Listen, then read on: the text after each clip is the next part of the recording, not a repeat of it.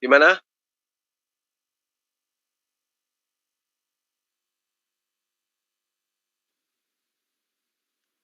Bismillahirrahmanirrahim. Assalamualaikum warahmatullahi wabarakatuh, sahabat-sahabat sekalian. Jumpa lagi dengan saya, Zulkifli M. Abbas.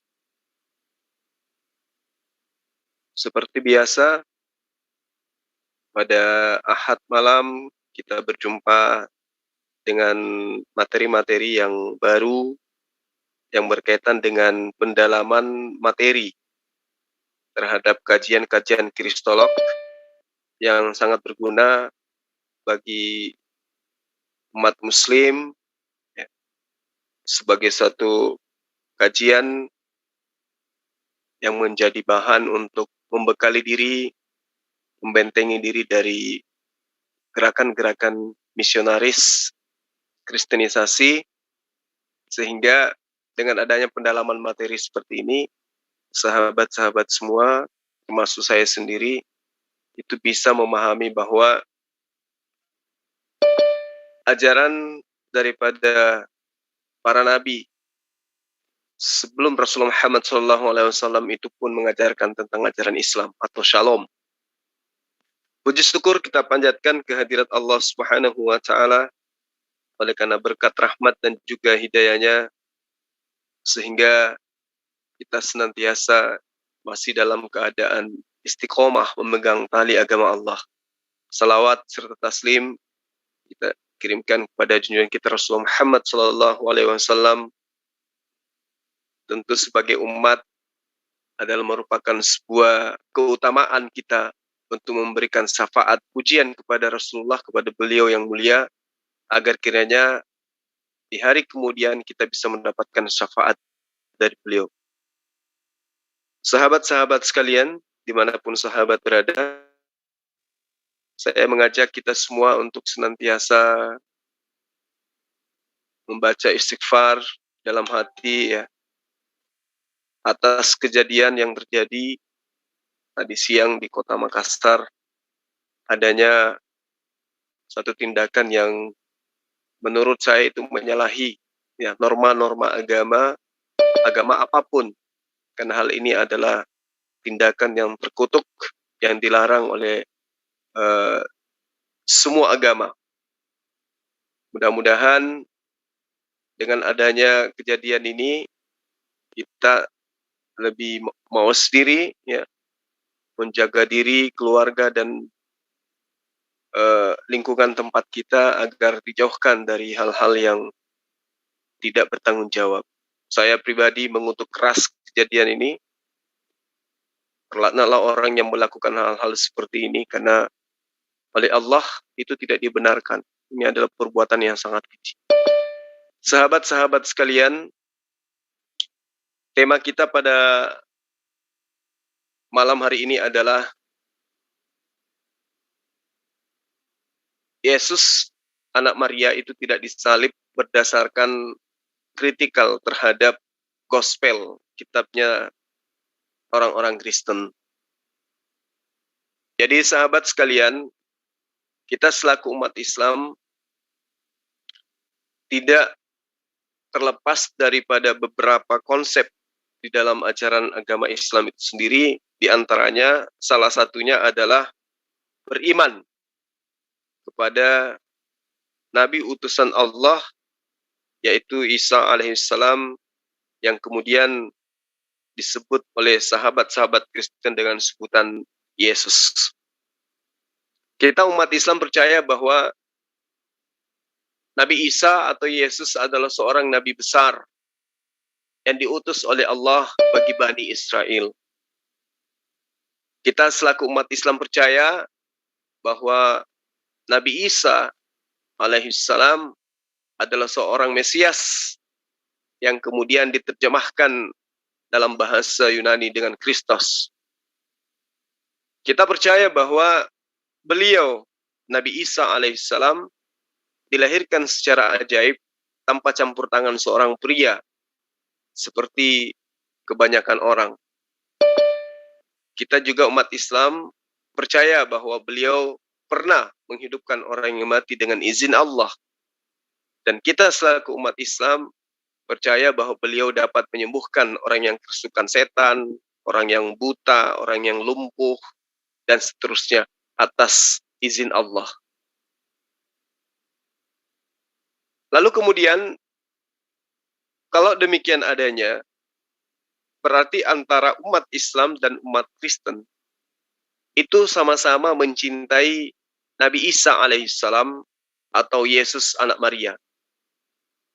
Lalu apa pemisahnya antara kita dengan umat Kristen?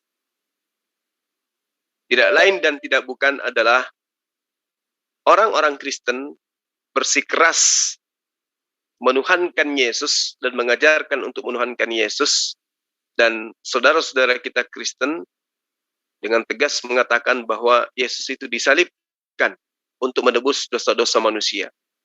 Sedangkan kita, orang Muslim, itu menempatkan Yesus sebagai Nabi Allah, di mana Yesus tidak pernah dibunuh dan tidak pernah disalib, sebagaimana yang tertera di dalam Al-Quran surah An-Nisa ayat 157. Sesungguhnya kami telah membunuh Isa alaihissalam. Itu ucapan orang-orang terdahulu. Nabi Isa, putra Maryam, Rasulullah. Padahal mereka tidak membunuhnya dan tidak pula menyalibnya. Tetapi yang mereka bunuh ialah orang yang diserupakan dengan Nabi Isa alaihissalam. Sesungguhnya orang-orang yang berselisih paham tentang pembunuhan Isa benar-benar dalam keraguan-raguan tentang yang dibunuh itu. Mereka tidak mempunyai keyakinan tentang siapa yang dibunuh, kecuali mengikuti persangkaan mereka.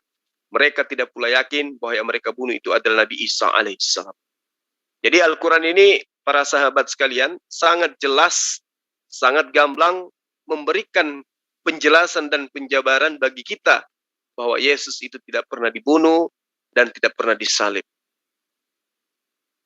Sekarang kita masuk ke dalam tema bagaimana kemudian gospel itu sendiri ya menceritakan bahwa Yesus itu tidak disalib. Sahabat sekalian, sebelum kita masuk ke dalam inti pengkajian, saya hanya ingin memberikan pengertian tentang salib. Apa sih salib itu? Atau apa sih menyalib itu? Teman-teman yang seringkali mengkaji hal ini pasti mengetahui bahwa salib itu atau mensalib itu atau menyalib itu adalah menghukum mati atau mengikat seseorang dengan kayu yang bentuknya berbentuk salib. Nah, itu yang dimaksud dengan pengertian salib itu adalah menghukum mati atau mengikat seseorang dengan kayu salib. Menghukum mati dengan memaku atau mengikat seseorang dengan kayu salib. Itulah yang dimaksud dengan pengertian disalib. Nah, kalau orang yang disalib, itu tentu harus mati di kayu salib. Kalau dia tidak mati, berarti dia tidak disalib.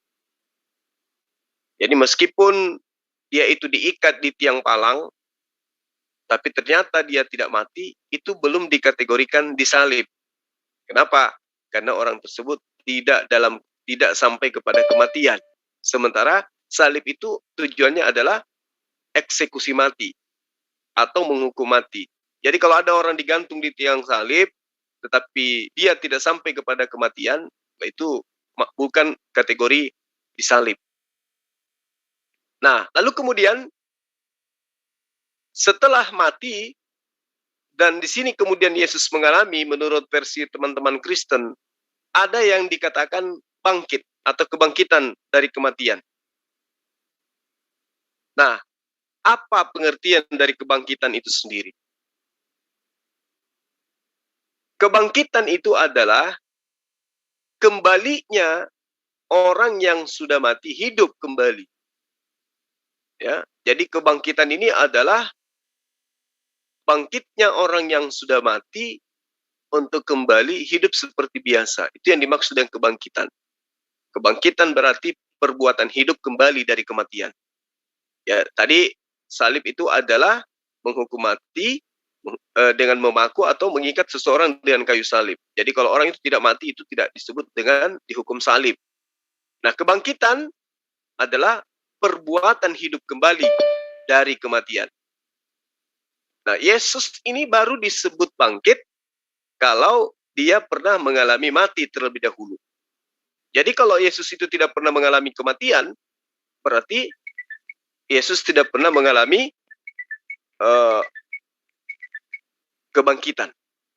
Karena dia tidak pernah disalib, maka tentu dia tidak pernah bangkit. Nah, kita analisa dengan secara kritis. Agar Yesus itu dibangkitkan, maka dia harus menjadi roh, bukan tubuh yang hidup.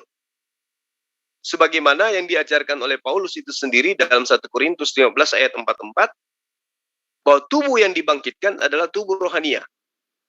Kalau ada yang bangkit bersama dengan jasadnya, itu bukan kebangkitan. Ya, tapi itu adalah orang yang pingsan, kemudian siuman, atau orang yang tertidur, kemudian dia terbangun dari tidurnya.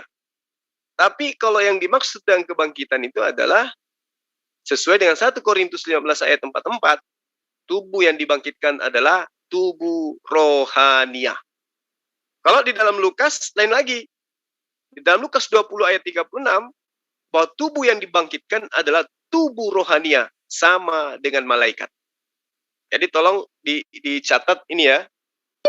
Saya turut mencatatnya dan mengingat-ingatnya kembali, bahwa yang dimaksud dengan kebangkitan berdasarkan kitabnya orang Kristen itu 1 Korintus 15:44, Lukas 20 ayat 36 adalah bangkitnya tubuh rohania saja, sama seperti malaikat. Nah, karena malaikat ini tidak punya tubuh jasad seperti kita, maka yang dimaksud dengan kebangkitan berdasarkan kitabnya Kristen itu adalah bangkitnya roh saja, bukan dengan jasad. Lukas 20 ayat 36, 1 Korintus 15 ayat 44. Lalu kemudian para sahabat sekalian, orang yang dibangkitkan akan dispiritualisasikan menjadi tubuh rohania. Ya, roh yang tidak akan mati lagi maksudnya gitu. Di dalam Lukas 20 ayat 35 sampai ayat 36, bunyinya seperti ini. Tetapi mereka yang dianggap layak untuk mendapat bagian dalam dunia yang lain itu, dan dalam kebangkitan dari antara orang mati, tidak kawin dan tidak dikawinkan. Nah, sebab itulah mereka tidak dapat mati lagi. Mereka sama seperti malaikat-malaikat, dan mereka adalah anak-anak Allah, karena mereka telah dibangkitkan. Jadi yang dimaksud dengan kebangkitan adalah bangkitnya roh dari kematian. Bukan bangkitnya jasad dan roh dari kematian. Berdasarkan apa? Apakah ini berdasarkan pemahaman saya pribadi? Tidak. Ini berdasarkan atas kitabnya orang Kristen itu sendiri, yang dengan tegas mengatakan kebangkitan dari kematian adalah bangkitnya tubuh rohania saja, sama seperti malaikat. Nah, tolong dicatat baik-baik bahwa kebangkitan menurut kitabnya orang Kristen itu bukan bangkitnya jasad dan ruh, tetapi bangkitnya ruh saja, sama seperti malaikat. Ya, tolong diingat supaya ini tidak menjadi fitnah. Di dalam Korintus 15 ayat 42 sampai ayat 43 atau 44 ya. Demikianlah pula halnya dengan kebangkitan orang mati.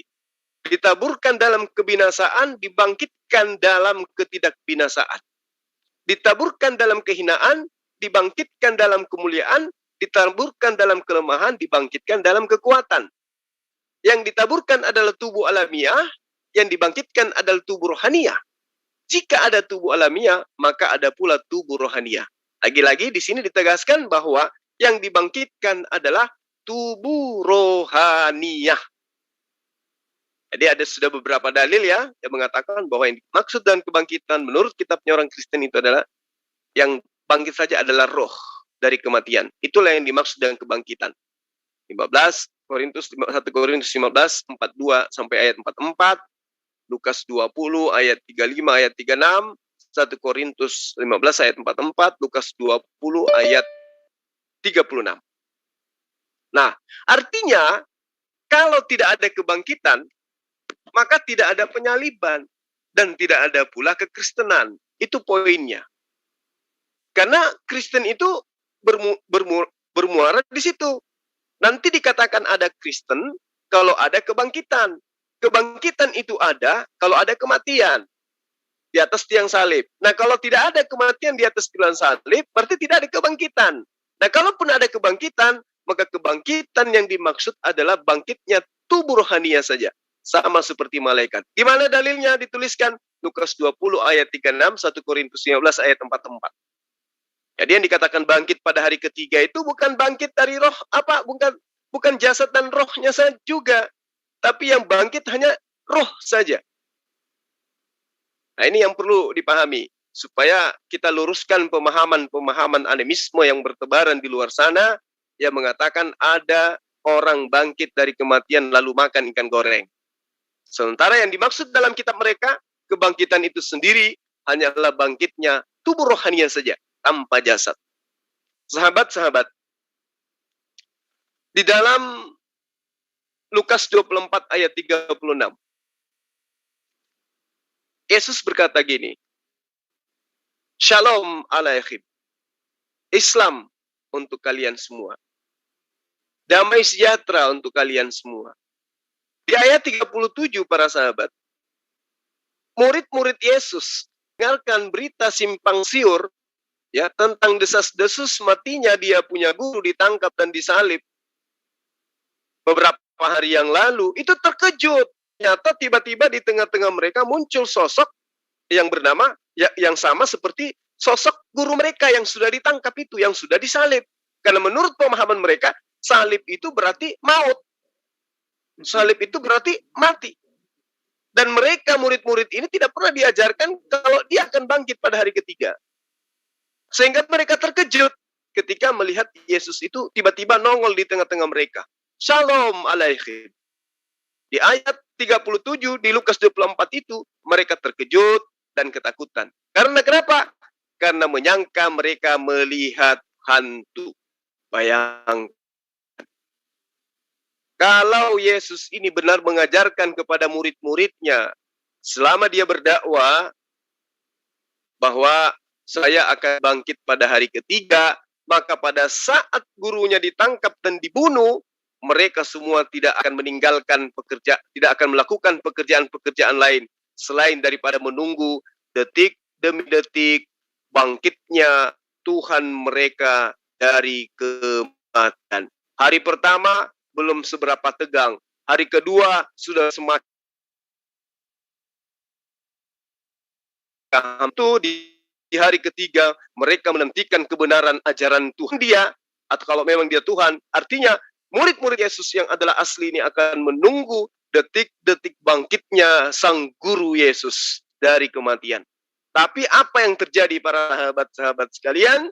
Di dalam kitabnya orang Kristen itu sendiri dikatakan ketika murid Yesus mendengarkan suara dari Yesus hadir di tengah-tengah mereka, Shalom alaikum, mereka terkejut dan ketakutan karena menyangka mereka melihat hantu. Apakah ini karangan saya? Bukan. Ini dalil. Di mana tertulis? Lukas 24 ayat 37. Mereka terkejut dan ketakutan karena menyangka melihat hantu. Harusnya begitu melihat gurunya hadir di tengah-tengah mereka, mereka semua akan bergembira ria, bertepuk tangan, memeluk dan menciumi gurunya. Karena kenapa? Ajarannya yang akan bangkit pada hari ketiga ternyata betul-betul terjadi. Tapi faktanya, ya ternyata semua itu tidak terjadi. Semua itu hanyalah kebohongan belaka. Tidak ada yang di antara murid-muridnya yang menunggu detik-detik kebangkitan sang guru dari kematian. Yang ada justru mereka terkejut menyangka melihat hantu. Nah, pertanyaannya, mengapa murid-murid ini mengira bahwa gurunya itu adalah hantu? Apakah pada saat itu memang Yesus itu kelihatan seperti hantu? Menakutkan? Menyeramkan? Jawabannya, tidak. Lalu apa? Alasannya adalah mereka hanya mendengar dari informasi kabar burung bahwa guru mereka itu disalibkan. Mereka mendengarkan dari desas-desus yang terjadi di antara masyarakat yang ada pada saat itu bahwa Yesus telah mati. Dan mereka mendengar berita burung bahwa Yesus mati dan dikuburkan selama 3 hari. Itulah alasannya. Kenapa kemudian mereka itu mengira yang ada muncul di tengah mereka itu adalah hantu. Ya. Itu alasannya. Di dalam Lukas 24 ayat 37 kalau nggak salah, Akhina Suhaib. Ya, di situ jelas mereka murid ini mengira melihat hantu. Alasannya karena mereka selama ini mendengarkan informasi yang simpang siur. 37 ya. 37 Akhina. Oke, siap. Mendengarkan berita simpang siur tentang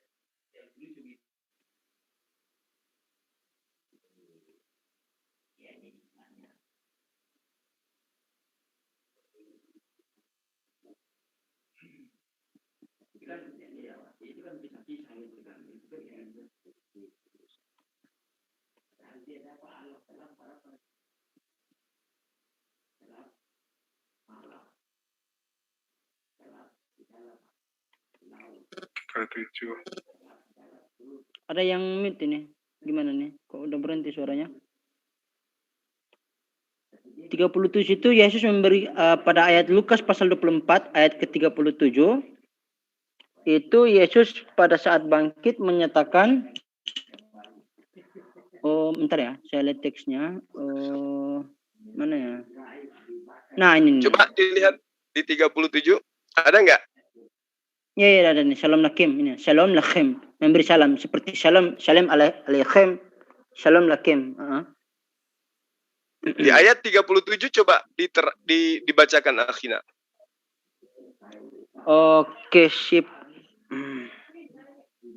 37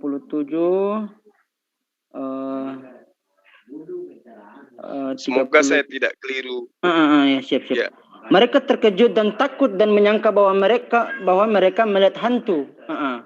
Tapi kalau lebih jelas dari 36 dulu.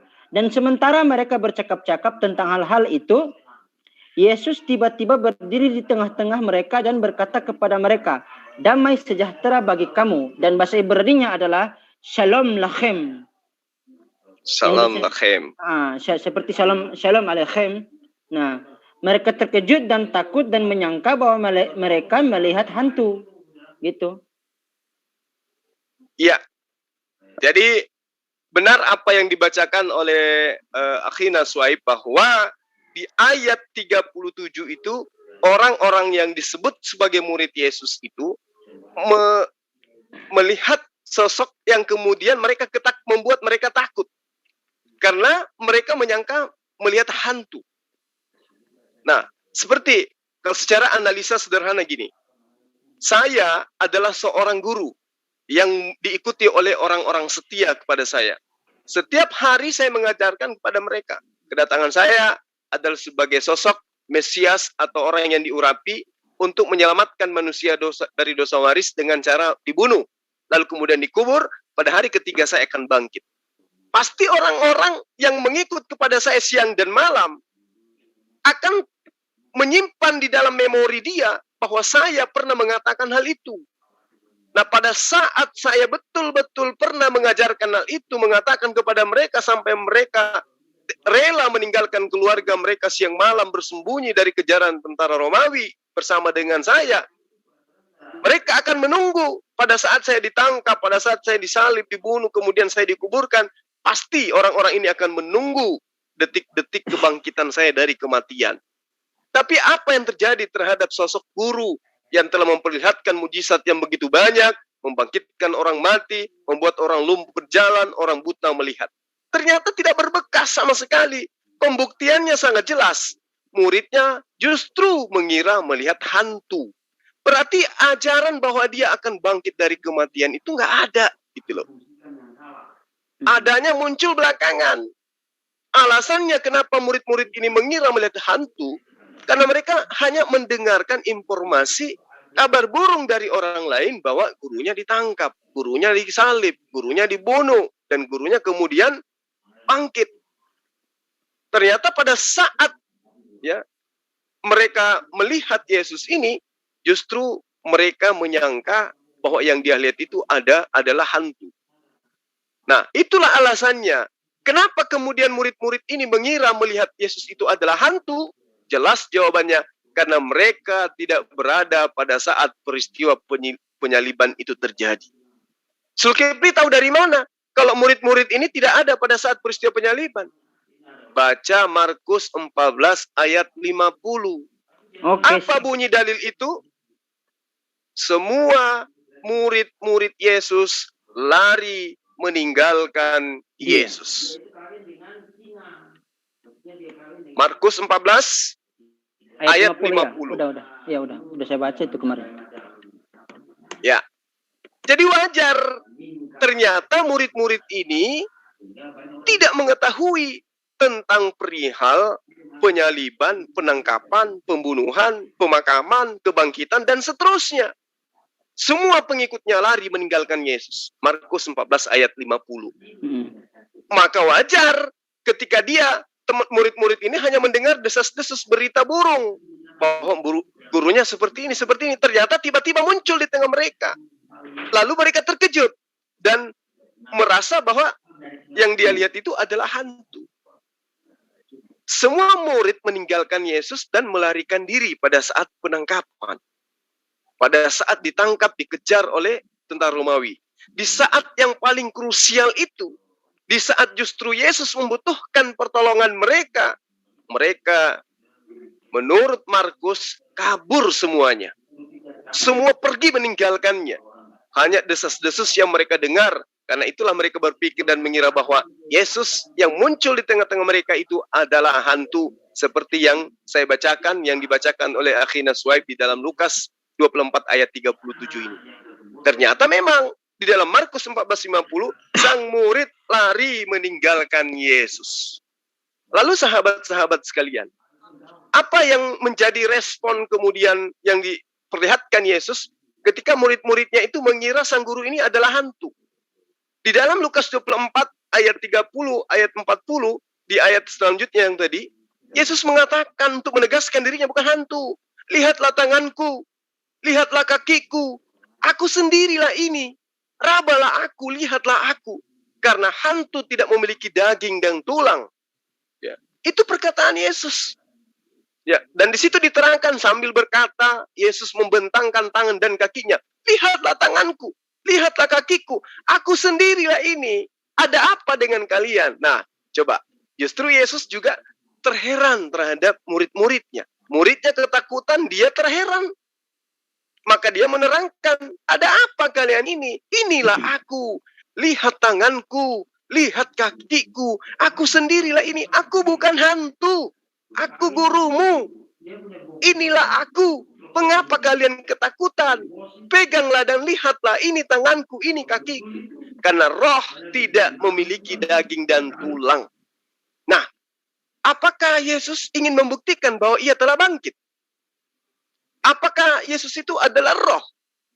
Atau dia ingin membuktikan kalau dia bukan roh? Atau dia ingin membuktikan kalau dia tidak bangkit? Atau dia ingin membuktikan kalau dia itu bukan hantu? Jawabannya adalah Yesus ingin membuktikan kalau dia itu bukan roh, dia itu tetap hidup, dia tidak bangkit, dia tidak dibunuh, dia tidak disalib, maka gugurlah kekristenan. Kembali kepada dalil yang tadi.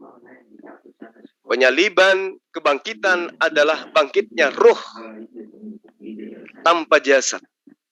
Di dalam ayat yang saya bacakan kepada sahabat-sahabat sekalian, 1 Korintus 15 ayat 44, bahwa tubuh yang dibangkitkan adalah tubuh rohania. Lukas 20 ayat 36, bahwa tubuh yang dibangkitkan adalah tubuh rohania sama seperti malaikat. Karena itulah kemudian Yesus mengatakan, inilah aku, ada apa dengan kalian? Kenapa kalian ketakutan? Peganglah, lihatlah, ini tanganku, ini kakiku. Karena roh, kata Yesus, karena roh tidak memiliki daging dan tulang. Sementara yang nongol di hadapan mereka adalah sosok manusia utuh, lengkap roh dan lengkap roh, lengkap daging, lengkap tulang. Artinya Yesus tidak mengalami kebangkitan. Artinya Yesus tidak mengalami kematian. Artinya Yesus tidak mengalami penyaliban. Sahabat sekalian, apa yang terjadi kemudian? Ini cerita yang terjadi dalam kitabnya orang Kristen yang tidak dipahami secara menyeluruh. Karena yang ingin mereka jajakan adalah bagaimana kemudian Yesus itu dibunuh, dibangkitkan, lalu menghapus dosa mereka. Ternyata di dalam kitab mereka justru sebaliknya. Yesus itu tidak pernah mati, Yesus itu tidak pernah disalib, Yesus itu tidak pernah bangkit. Ini ada suara ya? Ada yang noise. Tolong dong di mute. Lalu kemudian para sahabat sekalian, di dalam Lukas 24 ayat 41, ayat 42, mereka kegirangan meski masih terheran. Mereka mengira sudah mati dan kini senang bahwa Yesus masih hidup secara fisik yang lekat dengan daging dan tulang. Yesus kemudian mencoba meyakinkan. Dengan apa? Dengan meminta makanan dari muridnya. Lalu mereka memberikan sepotong ikan goreng dan juga madu. Lalu Yesus mengambil dan memakannya dan meminumnya di hadapan mereka. Nah, sahabat-sahabat, coba menggunakan akal sehat. Kira-kira, mengapa sang Yesus, sang guru ini meminta makan? Apakah dia ingin membuktikan bahwa dia itu adalah roh? Atau dia ingin meyakinkan muridnya bahwa ia telah dibangkitkan? Jawabannya para sahabat, tidak. Semua itu dilakukan untuk membuktikan bahwa dia bukan roh. Dia adalah fisik yang nyata, dia masih hidup, dan dia tidak ingin membuktikan, tidak sedang membuktikan bahwa yang makan ikan dan minum madu itu adalah Tuhan yang bangkit dari kematian. Tidak sama sekali. Ya, sepotong ikan dan madu itu semata-mata untuk membuktikan bahwa Yesus bukan roh, tetapi tulang dan daging yang melekat pada tubuh yang utuh. Nah, kalau tidak ada kebangkitan, maka tidak ada penyaliban. Dan kalau tidak ada penyaliban, berarti tidak ada pula kekristenan. Sahabat-sahabat sekalian, sekali lagi saya ingin bertanya kepada kita, dan coba kita telaah dengan akal sehat. Yesus meminta makan. Apakah ingin membuktikan bahwa dia itu adalah roh? Apakah dia ingin membuktikan bahwa dia itu adalah Tuhan? Tentu tidak. Yesus ingin membuktikan dengan cara makan ikan goreng agar murid-muridnya percaya bahwa dia tidak dibunuh, bahwa dia tidak disalib, bahwa dia belum berupa roh, artinya dia masih hidup. Sementara kalau dia sudah berupa roh, ya, itu berarti dia sudah mati dan bangkit kemudian. Sebagaimana yang tertulis di dalam kitabnya orang Kristen, 1 Korintus 15 ayat 44, Lukas 20 ayat 36, bahwa tubuh yang dibangkitkan adalah tubuh rohania saja, sama seperti malaikat. Berarti Yesus pada saat dia datang, kalau dia betul-betul sudah mengalami penyaliban dan sudah mengalami kematian dan juga sudah mengalami kebangkitan, maka yang datang kepada murid-muridnya kemudian bukan lagi jasad, tetapi hanya roh saja. Nah, kalau hanya roh saja, maka tidak mungkin dia minta ikan goreng. Ini pembuktian yang sangat akurat para sahabat-sahabat sekalian, bahwa apa yang diterangkan oleh Al-Quran, kalau dia itu tidak disalib, terbukti melalui kitabnya orang Kristen. Sahabat sekalian, di dalam kitabnya orang Kristen, khususnya di dalam Yohanes 20 ayat 1, dan juga Markus 16 ayat 2. Pada hari pertama itu dikatakan di ayat ini, pada hari pertama minggu itu, berarti hari Sabtu adalah hari terakhir bagi bangsa Yahudi, jadi hari pertama dalam seminggu adalah hari Minggu. Dan hari Sabat adalah hari Sabtu. Tapi anehnya, orang Kristen malah beribadah pada hari Minggu. Padahal hari Minggu itu adalah hari pertama. Hari ketujuh bagi mereka itu adalah hari Sabat. Ini yang perlu dipahami dengan baik.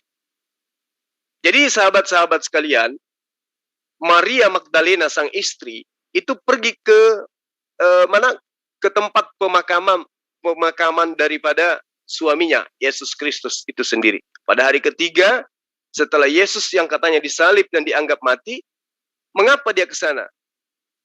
Mengapa dia harus pergi ke kuburan itu lagi pada hari ketiga? Penjelasannya tertuang di dalam Markus 16. Mungkin sahabat Suhaib bisa buka di dalam Markus 16 ayat pertama.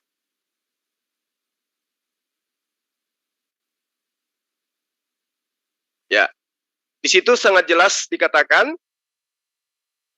bahwa Maria Magdalena pergi untuk memijat Yesus, untuk meminyaki, untuk mengurapi.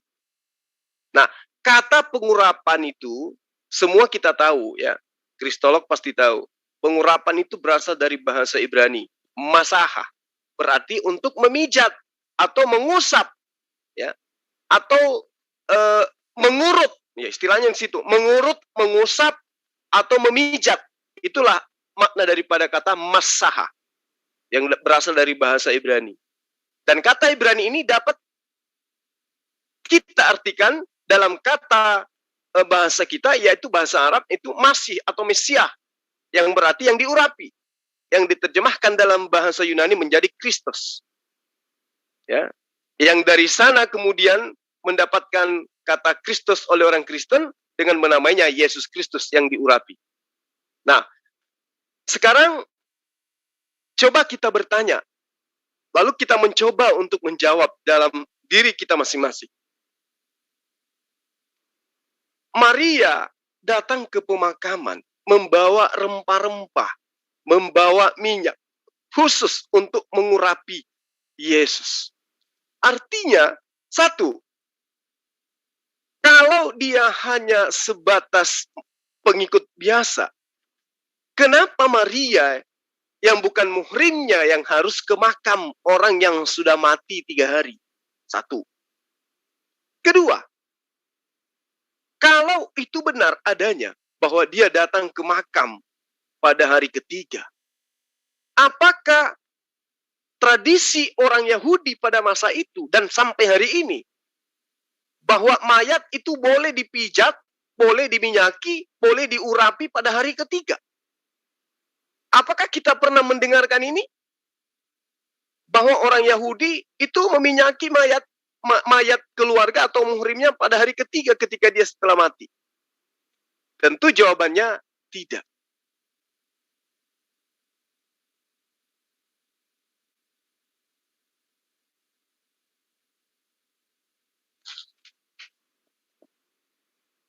Ya, jadi sahabat-sahabat sekalian,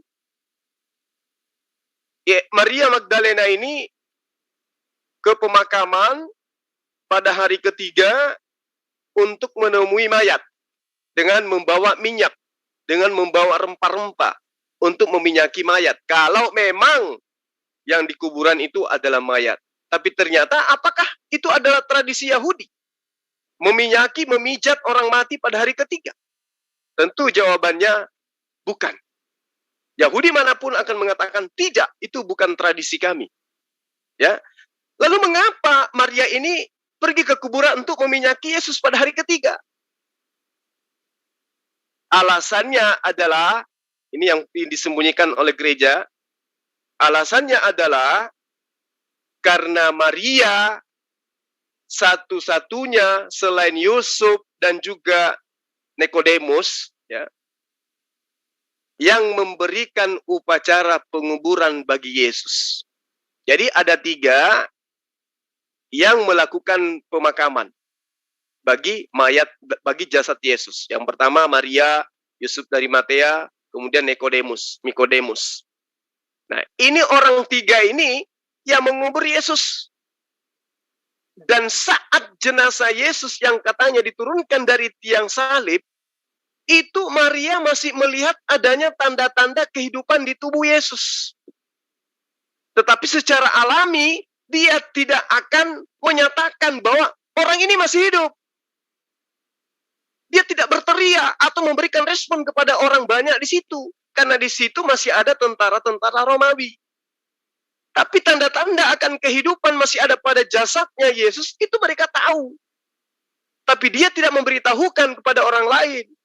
Karena mereka takut bahwa nanti akan terjadi hal yang besar terhadap dirinya dan juga terhadap Yesus itu sendiri. Jadi sahabat-sahabat sekalian, Maria pergi pada hari ketiga setelah hari Sabat untuk melihat Yesus yang hidup, dan seperti disebutkan dalam Yohanes 20 ayat 1, Markus 16 ayat 4, ia melihat bahwa batu kubur itu telah terbuka, bahkan kain kafan sudah terlepas dan tergeletak di tanah. Pertanyaannya sederhana. Mengapa batu itu digulingkan? Kedua, mengapa kain kafan itu harus terlepas dari tubuhnya? Kalau Yesus itu dibangkitkan sebagai roh, apakah perlu batu gerbang digulingkan? Kalau memang roh, maka tidak perlu menggulingkan batu untuk keluar dari kubur. Mengapa batu itu digulingkan? Kalau memang Yesus itu adalah roh yang dibangkitkan, apakah dia perlu melepas kain kafannya? Itu tidak perlu. Tapi kalau memang tubuh kasarnya Yesus, maka tentu batu itu perlu digulingkan. Dan kain kafan itu harus dilepaskan. Karena untuk keluar dari goa yang dibuat untuk kuburan itu, tentu jasadnya harus memiliki lubang, harus memiliki tempat untuk keluar dari lubang tersebut, dari kuburan tersebut. Maka batu itu harus digeser. Lalu bagaimana kalau ada yang mengatakan, kan yang bangkit adalah jasad dan rohnya. Kalau yang bangkit adalah jasad dan rohnya, berarti sudah bertentangan dengan apa yang tertulis di dalam 1 Korintus 15 ayat 44 dan juga Lukas 20 ayat 36 yang mengatakan bahwa tubuh yang dibangkitkan adalah tubuh rohania. Bahwa tubuh yang dibangkitkan, tubuh rohania saja sama seperti malaikat. Kalau sama seperti malaikat, kalau yang bangkit hanya roh saja, maka tidak perlu menggeser batu untuk keluar dari kuburan. Tidak perlu melepaskan kain kafan untuk keluar dari kuburan. Sahabat-sahabat sekalian, inilah bukti bahwa orang yang keluar dari kubur itu adalah lengkap dengan jasadnya beserta rohnya. Dan kuburan tersebut harus dipahami bahwa itu adalah kuburan milik orang Yahudi terkaya pada saat itu. Dan sangat berpengaruh saat itu. Lebar dari kuburannya itu sekitar 5 kaki dan tingginya 7 kaki. Dan kedalamannya 17 kaki. Jadi sangat sederhana untuk menganalisa ini. Mengapa perlu ruangan seluas itu? Bukankah untuk menguburkan seseorang itu ruangannya hanya butuh 1 kali 2 meter atau lebih dari itu, daripada 2 sampai 3 meter lah kalau orangnya tak sangat tinggi, ya kan? Nah, ternyata Yesus itu dimasukkan ke dalam sebuah goa kuburan yang dipersiapkan untuk 5 sampai 6 orang.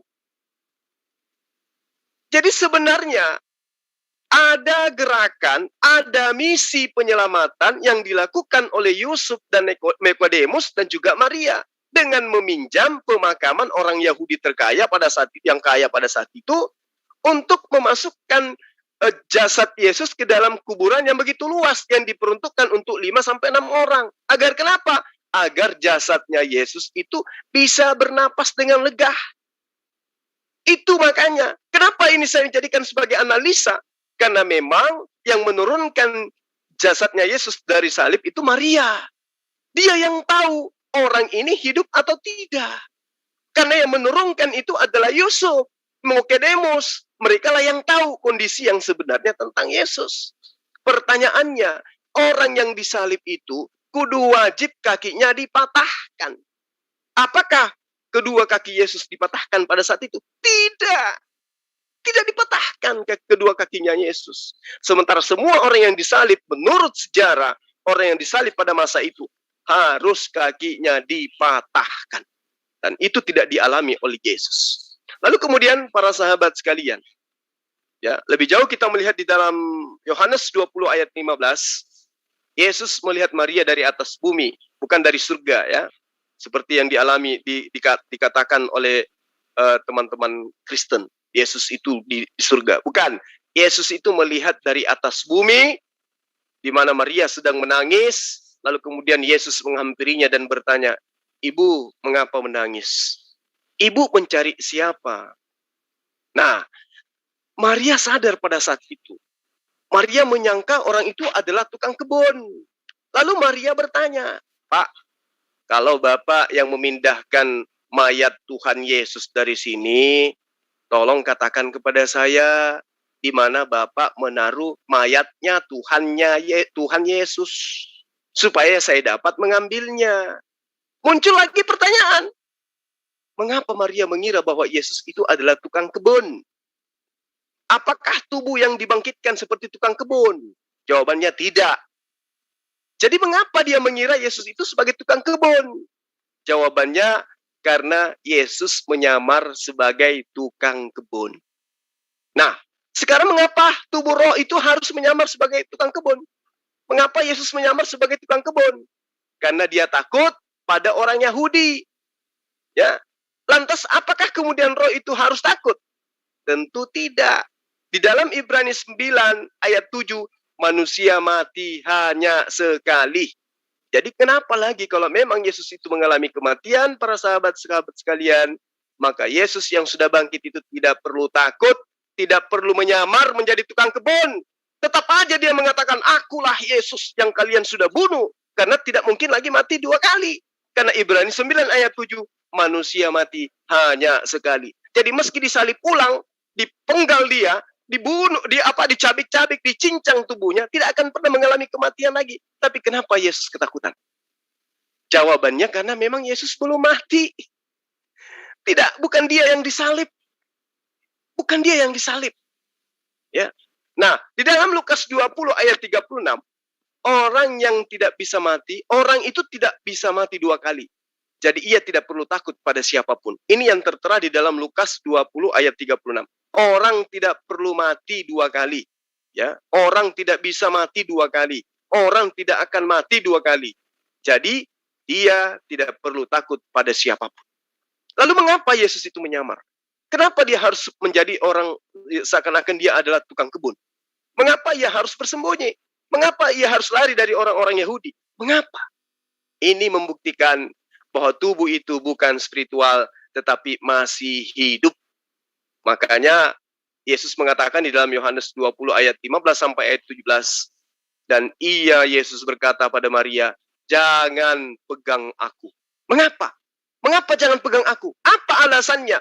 Apakah ia takut meledak seluruh kota apabila ia menyentuhnya? Atau Yesus itu memiliki serangkaian bom di dalam dirinya? Ya, apabila ada yang menyentuhnya, maka bom itu akan meledak.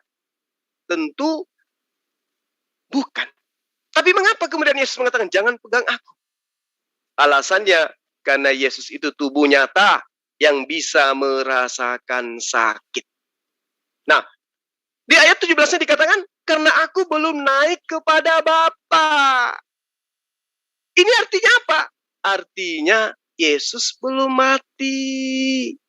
Yesus jelas-jelas berkata bahwa ia tidak dibangkitkan, para sahabat. Yesus ini membuktikan bahwa ia masih hidup. Ya. Bahkan di dalam Markus 16 ayat 11 dikatakan bahwa para murid Yesus mendengarnya bahwa Yesus masih hidup. Murid-muridnya mendengarkan bahwa Yesus masih hidup, tapi mereka tidak percaya. Markus 16 ayat 11, para murid mendengarnya bahwa Yesus masih hidup, tapi murid-murid tidak percaya. Dalil demi dalil membuktikan Yesus itu belum mati, gitu loh. Kita semua paham bahwa orang Yahudi ini, kebiasaan mereka adalah melontarkan pertanyaan yang menyulitkan sang pembawa pesan. Sebagaimana disebutkan di dalam Al-Quran dan juga di Alkitab. Ya, contoh misalnya dalam Matius 12 ayat 38, "Guru, kami ingin melihat sesuatu tanda-tanda yang ada padamu." Segala ucapan Yesus belum dapat meyakinkan mereka. "Beri kami tanda-tanda mujizat." Sudah diperlihatkan mujizat, tapi mereka senantiasa mengatakan, beri kami tanda, beri kami mujizat. Kami ingin melihat betapa kuasanya Tuhanmu. Nah, di dalam Matius 12 ayat 39 sampai ayat 40, para sahabat-sahabat sekalian, dia katakan, tidak ada tanda bagimu selain tanda Yunus. Jadi Yesus itu jelas sekali memberikan satu tanda kepada orang-orang yang seangkatan dengan dia dengan tanda Yunus. Ya. Kita semua tahu, umat Islam tahu, orang yang terpelajar tahu, orang yang belajar tentang kitab-kitab sebelumnya tahu bahwa Yunus pernah ditelan oleh ikan. Ikan tersebut mengelilingi lautan selama 3 hari 3 malam. Kemudian ikan itu memuntahkan Yunus di pantai. Apa tanda dari Yunus yang dimaksud oleh Yesus ini? Yunus, sahabat-sahabat sekalian, 3 hari 3 malam di dalam perut ikan paus. Pertanyaan saya kemudian, apakah Yunus saat dilempar dari kapal, apakah ia masih hidup? Hidup. Ikan itu datang dan menelannya. Apakah ia mati atau hidup? Hidup. Jadi ia berdoa kepada Allah yang Maha Kuasa dalam perut ikan paus, apakah ia hidup atau mati? Ya. Apakah orang mati bisa berdoa? Jawabannya, Yunus di dalam perut ikan hidup dan tidak mati. Ikan paus membawa Yunus 3 hari 3 malam mengelilingi lautan, mati atau hidup? Hidup.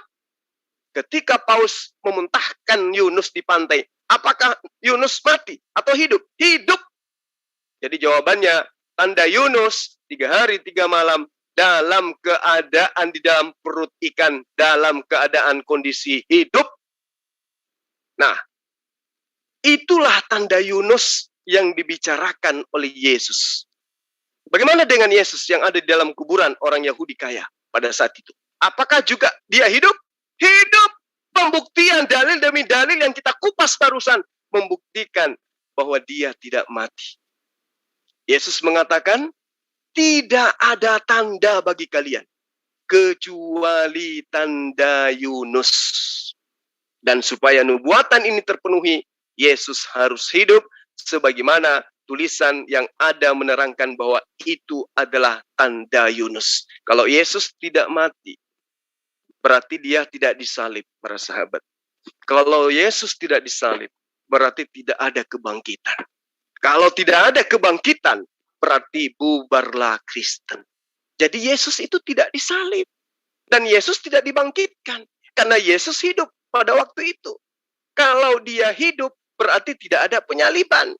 Kalau tidak ada penyaliban, berarti tidak ada kebangkitan. Nah, kalau semuanya itu tidak ada, berarti sekali lagi saya katakan, orang Kristen harus gulung tikar. Ini terbukti. Ya, ini terbukti. Kalau sahabat-sahabat masih ragu, kembali saya utarakan saya simpulkan secara mendetail. Pertama, batu terguling dan kain kafan terlepas. Itu membuktikan bahwa Yesus masih hidup. Kedua, Yesus menyamar sebagai tukang kebun. Kenapa? Karena dia menyamar dari orang Yahudi. Takut dia. Takut kenapa? Takut mati. Apakah orang mati takut lagi mati? Tidak. Karena dalil-dalil demi dalil dalam kitabnya mereka sendiri mengatakan, orang tidak mungkin mati 2 kali.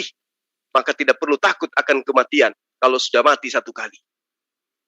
Orang di neraka apakah mengalami kematian? Tidak. Orang di surga apakah mengalami kematian? Tidak. Hanya sekali orang mati. Lalu kenapa kemudian Yesus takut kepada orang Yahudi? Itu jawabannya, karena dia masih hidup, belum pernah mengalami kematian. Yang ketiga, kubur tempat Yesus disimpan mayatnya, jasadnya. Itu adalah kuburan yang dipersiapkan untuk 5-6 orang. Kenapa Yesus ditaruh di kuburan yang begitu luas? Ini membuktikan bahwa apa yang dipahami oleh Maria, Yesus yang dia turunkan dari salib itu masih hidup. Lalu keempat, mengapa Yesus berkata, jangan sentuh aku kepada Maria? Ini tanda dia masih hidup. Kalau dia sudah mati, ya, maka dia tidak akan merasakan sakit. Tapi karena dia masih hidup, maka dia merasakan sakit. Makanya dia mengatakan, jangan sentuh aku. Ini pembuktian. Jelas-jelas ia masih hidup. Lalu kemudian yang kelima, tubuhku belum naik kepada Bapakku. Itu artinya dia belum mati. Keenam, dia menunjukkan kaki dan tangannya. Itu untuk menunjukkan bahwa ia bukan roh. Ketujuh, murid senang bertemu dengan Yesus. Karena murid tersebut mengira Yesus sudah mati. Ini jelas. Kemudian selanjutnya, Yesus makan sepotong ikan goreng dan juga minum madu. Apakah dia roh? Bukan. Dia adalah manusia sama seperti kita. Dia manusia yang hidup. Lalu kemudian para murid mendengar dari Maria Magdalena bahwa Yesus pun masih hidup. Seperti Yunus, 3 hari 3 malam dalam perut ikan paus, begitu juga anak manusia dalam perut bumi. Hidup, tidak mati dan hidup, hidup dan tidak mati dan hidup. Jadi sahabat-sahabat sekalian, terlepas siapapun yang disalib versi kitabnya orang Kristen. Kitabnya orang Kristen menunjukkan Yesus tidak mengalami kematian. Nah, ini perlu dikaji lebih jauh.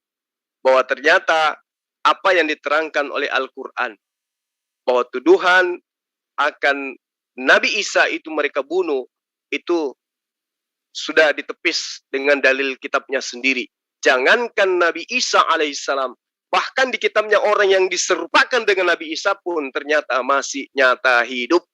Terbukti dengan dalil-dalil secara kritis kita kaji pada malam hari ini, membuktikan bahwa Yesus tidak disalib, Yesus itu tidak mengalami kebangkitan, Yesus tidak mengalami kematian, dan yang datang kepada murid-muridnya itu adalah sosok manusia yang utuh, bukan hanya ruh saja, sedangkan di dalam kitab mereka, kebangkitan itu adalah bangkitnya tubuh rohania sama seperti malaikat.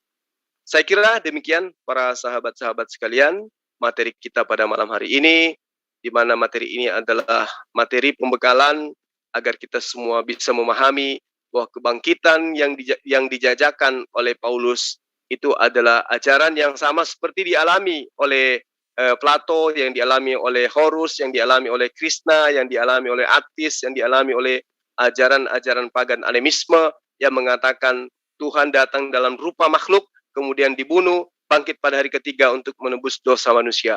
Itu adalah ajaran yang tidak berdasar, melainkan pijakannya terhadap ajaran-ajaran politeisme, ajaran animisme yang memang sudah ada jauh sebelum Yesus datang diutus kepada Bani Israel. Demikian untuk sementara para sahabat-sahabat sekalian. Terima kasih kepada sahabat yang ada di room ini dan juga teman-teman yang ada di live comment.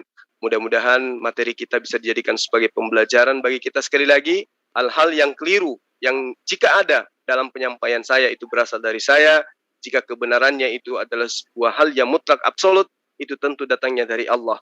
Paling tidak, materi yang saya sajikan pada malam hari ini bukan dari kitab Tatang Sutarma, bukan dari daftar buku menu makanan, tetapi ini berasal dari kitabnya orang Kristen itu sendiri yang dengan tegas, jelas, lugas menerangkan Yesus tidak bangkit dari kematian, tetapi Yesus lolos dari kematian. Lalu kemudian Yesus mengajarkan Shalom Aleichem, Islam untuk kalian semua, kepada murid-muridnya. Demikian akhir kalam. Assalamualaikum warahmatullahi wabarakatuh. Salam satu Tuhan. Waalaikumsalam warahmatullahi wabarakatuh. Waalaikumsalam ya mureku, Gurunda. Wah, ini guru saya ini. Kebalik ini mah. Masya Allah. Lama ada yang mau bertanya tadi Bang Juma? Iya, itu nggak tahu siapa tuh yang speak raise hand tadi. Tadi di room utama disuruh speak up, nggak mau, giliran di sini dengerin Gurunda baru kepanasan mau ngomong. Mana tadi orangnya masih ada? Nggak tahu, udah pergi kabur kali. Silakan kalau ada yang ingin berdiskusi mangga monggo.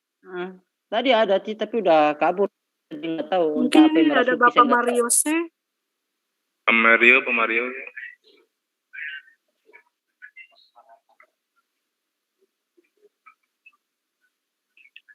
Silakan Pak, kalau ada yang mau ditanyakan, mari kita diskusi. Ya, halo malam, saya boleh tanya? Boleh, silakan. Ya, selamat malam Pak Juma. Saya ada satu pertanyaan saja sih Pak. Mario. Silakan ya, Pak. Ya, saya ada satu pertanyaan saja. Saya tadi baru join di tengah-tengah sih Pak. Jadi saya nggak dengar dari awalnya. Iya. Tadi di terakhir Anda dengan jelas bilang Yesus tidak mati, sorry. Tapi Anda percaya Yesus disalib? Kalau saya yang ditanya, Yesus yang berkaitan dengan Nabi yang diutus kepada Bani Israel, jelas saya mengatakan saya tidak percaya, Pak. Oke, kalau memang dia yang tidak disalib,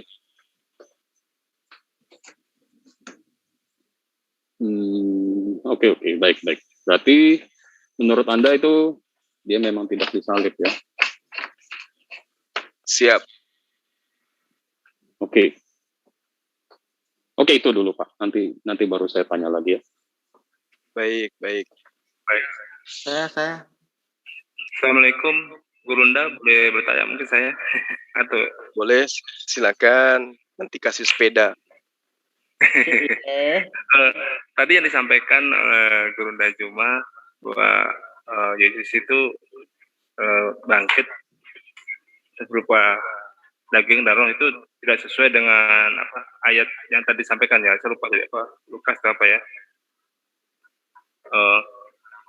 Saya juga menyambung dengan Pak Maria itu tadi ada hubungannya. Jadi bagaimana dengan surat 1 Korintus 15:50 itu yang dikatakan di situ bahwa daging dan darah itu tidak mendapat bagian dalam kerajaan Allah. Dan bahwa yang binasa tidak dapat bagian dalam apa yang tidak binasa. Apakah ini bisa dikatakan bahwa posisi daripada Yesus itu bukan di surga? Mungkin seperti itu. Terima kasih, Gurunda. Kalau berdasar terhadap dalil, ya itu terjawab sendiri itu, Ahina. Bahwa memang kalau memang seperti itu adanya sesuai dengan dalilnya, berarti Yesus memang tidak ada di surga. Karena memang dalil yang digunakan sahabat Kristen untuk mengatakan Yesus terangkat ke surga itu dalil yang terjemahan yang seharusnya itu di langit, bukan di surga, bukan di paradiso. Gitu. Atau saya salah menjawab kali ya? Oh, tidak. Mungkin saya kurang nangkap pertanyaan kali ya? Oh, benar. Jadi yang Gurunda sampaikan tadi kan pernah juga pada diskusi yang sebelumnya bahwa ayat saya lupa ya, bahwa di situ adalah langit ya, bukan surga. Berarti korelasi dengan ayat yang saya sampaikan ini 1 Korintus 15:50 itu, di situ dikatakan bahwa daging dan darah itu tidak mendapat bagian dalam kerajaan Allah. Berarti kan kalau dia terangkat dalam bentuk daging dan darah, berarti posisinya bukan di surga kan gitu. Kalau saya nangkapnya ayatnya seperti ini sih, gitu. Kalau menurut Gurunda mungkin seperti apa? Di 1 Korintus 15:50, Gurunda. Oh gitu. Kalau di dalam ayat 40-nya, situ dikatakan ada tubuh surgawi dan ada tubuh duniawi. Tetapi kemuliaan tubuh surgawi lain daripada kemuliaan tubuh duniawi. Nah, kalau di ayat 50-nya di 1 Korintus juga ya? Iya, betul. 1 Korintus 15:50. 1 Korintus 15 ayat 50. Betul. Bisa dibacakan dalilnya, Akhina? Dalilnya seperti ini. Saudara-saudara, inilah yang hendak kukatakan kepadamu, yaitu bahwa daging dan darah tidak mendapatkan bagian dalam kerajaan Allah. Dan bahwa yang binasa tidak dapat bagian dalam apa yang tidak binasa. Ya kan? Secara tekstual di sini jelas bahwa daging dan darah tidak mendapat bagian dalam kerajaan Allah. Kan berarti kan surga. Pertanyaannya kan berarti posisinya Yesus di mana? Kalau dengan ayat ini kan dia tidak bisa, posisinya tidak di surga. Itu mungkin Gurunda. Iya, itu dia. Kalau kita kaitkan dengan pernyataan Lukas kemudian bahwa Yesus terangkat ke surga, itu sebenarnya bukan surga. Yesus terangkat ke langit. Maka dalil ini ya bisa juga dikatakan benar kalau berdasar terhadap pernyataan daripada 1 Korintus tadi dengan Lukas 20 tadi, bahwa kebangkitan itu adalah bangkitnya tubuh rohania saja, sama seperti malaikat. Berarti kalau sama seperti malaikat, berarti dia tidak berjasad. Kalau tidak berjasad, berarti tidak lagi memiliki darah, tidak lagi memiliki daging. Nah, bagaimana dengan Yesus? Yesus terangkat, lengkap dengan dagingnya, lengkap dengan tulangnya, dan seterusnya. Karena itulah kemudian saya telah kritis dari materi yang saya sajikan, bahwa sesuai dengan Korintus dan Lukas, yang dikatakan bangkit itu adalah bangkitnya tubuh rohania, sama seperti malaikat. Karena itulah kemudian ketika dikatakan Yesus itu bangkit, tapi ternyata dia masih makan ikan goreng, berarti bertabrakan dengan dalil kitab itu sendiri. Di mana saya telah memberikan tadi beberapa kisi-kisi ya, bahwa batu diguling, kain kapan dilepas, kalau yang bangkit hanya roh, tidak mungkin itu digulingkan batunya. Lalu kemudian ngapain coba dia menyamar sebagai tukang kebun, ya, dan takut kepada tentara Romawi atau tentara orang-orang Yahudi, sementara dia sudah mengalami kematian. Sedangkan di dalam kitabnya teman-teman Kristen dikatakan bahwa di situ yang dikatakan maut hanya terjadi satu kali dan tidak ada lagi dikatakan mati kedua. Ibrani 9 ayat 7 misalnya. Manusia mati hanya sekali. Nah, Yesus paham kalau betul ini adalah ajarannya Yesus yang mereka tuliskan di dalam Ibrani 9 ayat 7, berarti Yesus tidak perlu takut. Karena dia sudah pernah mengalami kematian. Manusia mati hanya sekali. Lukas 20 ayat 36, orang tidak bisa mati dua kali. Jadi ia tidak perlu takut pada siapapun. Tapi faktanya, dia sembunyi pada saat itu. Dia nyamar sebagai tukang kebun. Saya kira teman-teman Kristen juga tahu cerita itu. Bagaimana ketika Maria bertanya, apakah Anda melihat mayat Tuhan Yesus? Kalau Anda tahu di mana tempatnya mayatnya Tuhan Yesus, maka tolong tunjukkan kepada saya. Itu kan si Yesus lantas menjawab kepada Maria dengan tidak menyatakan bahwa dirinya itulah Yesus. Apa alasannya? Karena kata dia, saya belum pergi kepada Bapakku, jangan sentuh aku. Akhirnya dia merasa ketakutan gitu. Saya kira seperti itu, Akhina. Mungkin ada penjelasan dari teman-teman yang lain, silakan. Kulon dari tanglet sakit nih. Apa Mas? Niki lho, kulon dari tanglet. Niku kinten-kinten kapan nggih niku waktu Yesus dirubah?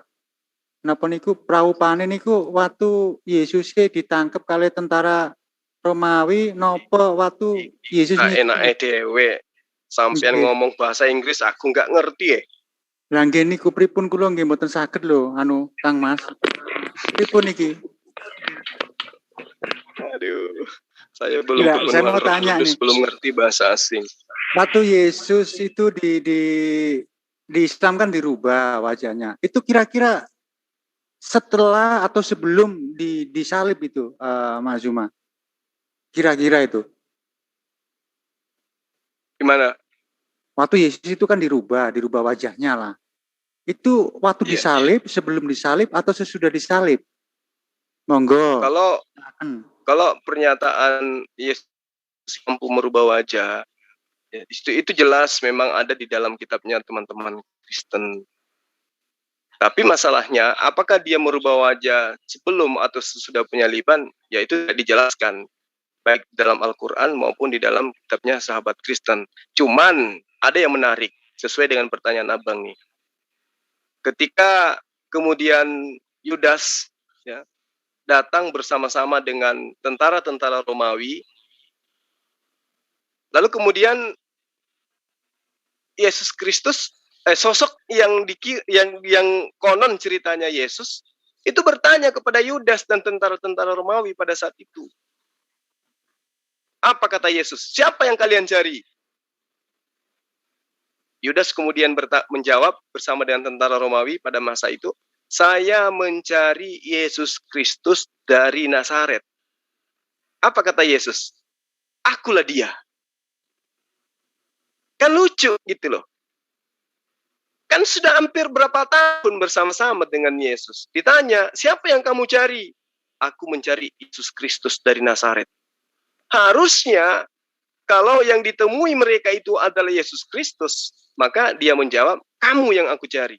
Tapi jawabannya, kami mencari Yesus Kristus dari Nazaret.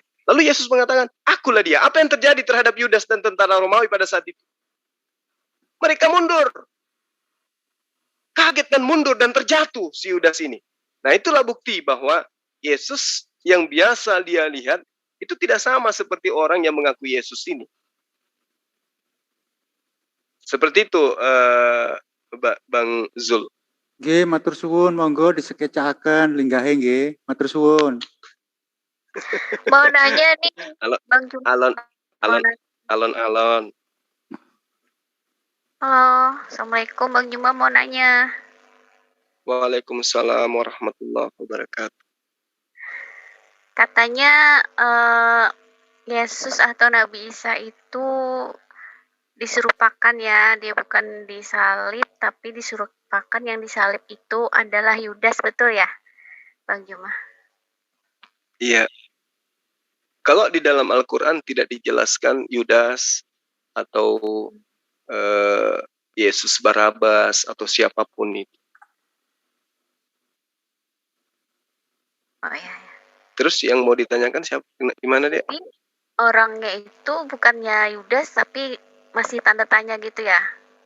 Tapi ya, Al-Quran tidak menjelaskan bahwa yang diganti dan diserupakan itu adalah Yudas. Karena poin yang ingin disampaikan oleh Al-Quran adalah mematahkan fitnahan orang-orang terdahulu yang mengatakan Nabi Isa itu dibunuh. Jawabannya tidak. Nabi Isa tidak dibunuh. Dah, selesai. Assalamualaikum Pak Ustadz. Waalaikumsalam warahmatullahi wabarakatuh. Pak Ustadz mau nanya dong. Kalau menurut Al-Quran itu, di Al-Quran ada nggak tentang Dajjal, Pak Ustadz? Kaitannya dengan Dajjal? Maksudnya Dajjal itu sebenarnya, tokoh Dajjal itu sebenarnya siapa gitu maksud saya. Kalau Dajjal di dalam Al-Quran itu secara langsung disebutkan itu tidak tertera. Tidak tertera. Jadi tidak tahu siapa gitu maksudnya. Cuman kalau ciri-ciri Dajjal itu Al-Quran sebutkan.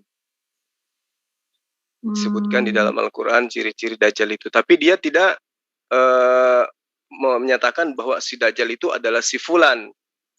Ya, dia cuma menjelaskan secara fisik diterangkan, baik melalui hadits itu diterangkan. Yang pada intinya bahwa Dajjal itu ya artinya bermata satu. Ini juga bisa diartikan secara meluas.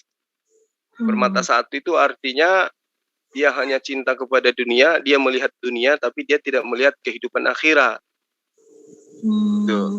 Artinya kalau kita berbicara mengenai secara global seperti itu, ya siapapun boleh mensifati sifatnya Dajjal. Cinta terhadap dunia itu ya, artinya pada diri orang tersebut ada ciri-ciri Dajjal. Enggak, soalnya saya ada pernah nonton itu satu video. Jadi di video itu dijelaskan tentang siapa itu Dajjal gitu. Jadi asal usulnya namanya Samiri katanya Dajjal ini. Jadi, ya itu yang dipahami banyak ahli tafsir seperti itu. Samiri terus jadi dia ini sebenarnya seperti manusia juga katanya, cuman dikasih kekuatan sama Allah. Jadi dia bisa membangkitkan orang mati kayak gitu-gitu. Cuman dia ini katanya sih tidak percaya dengan Allah gitu, maksudnya kayak kafir gitu maksudnya.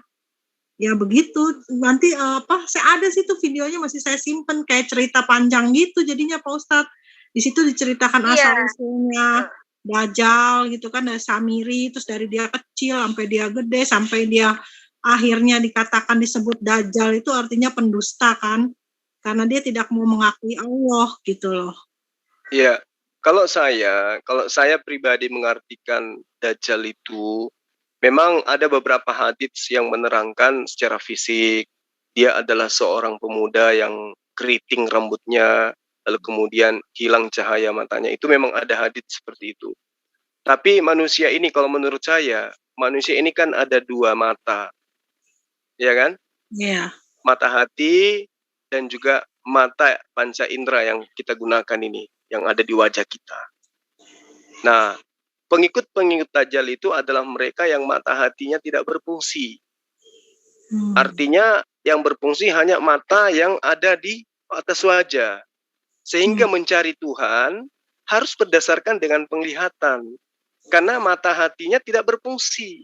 Dia tidak melihat Tuhan, esensi Tuhan yang sebenarnya. Itulah Dajjal. Yang mereka lihat hanya dengan menggunakan mata indera melihat.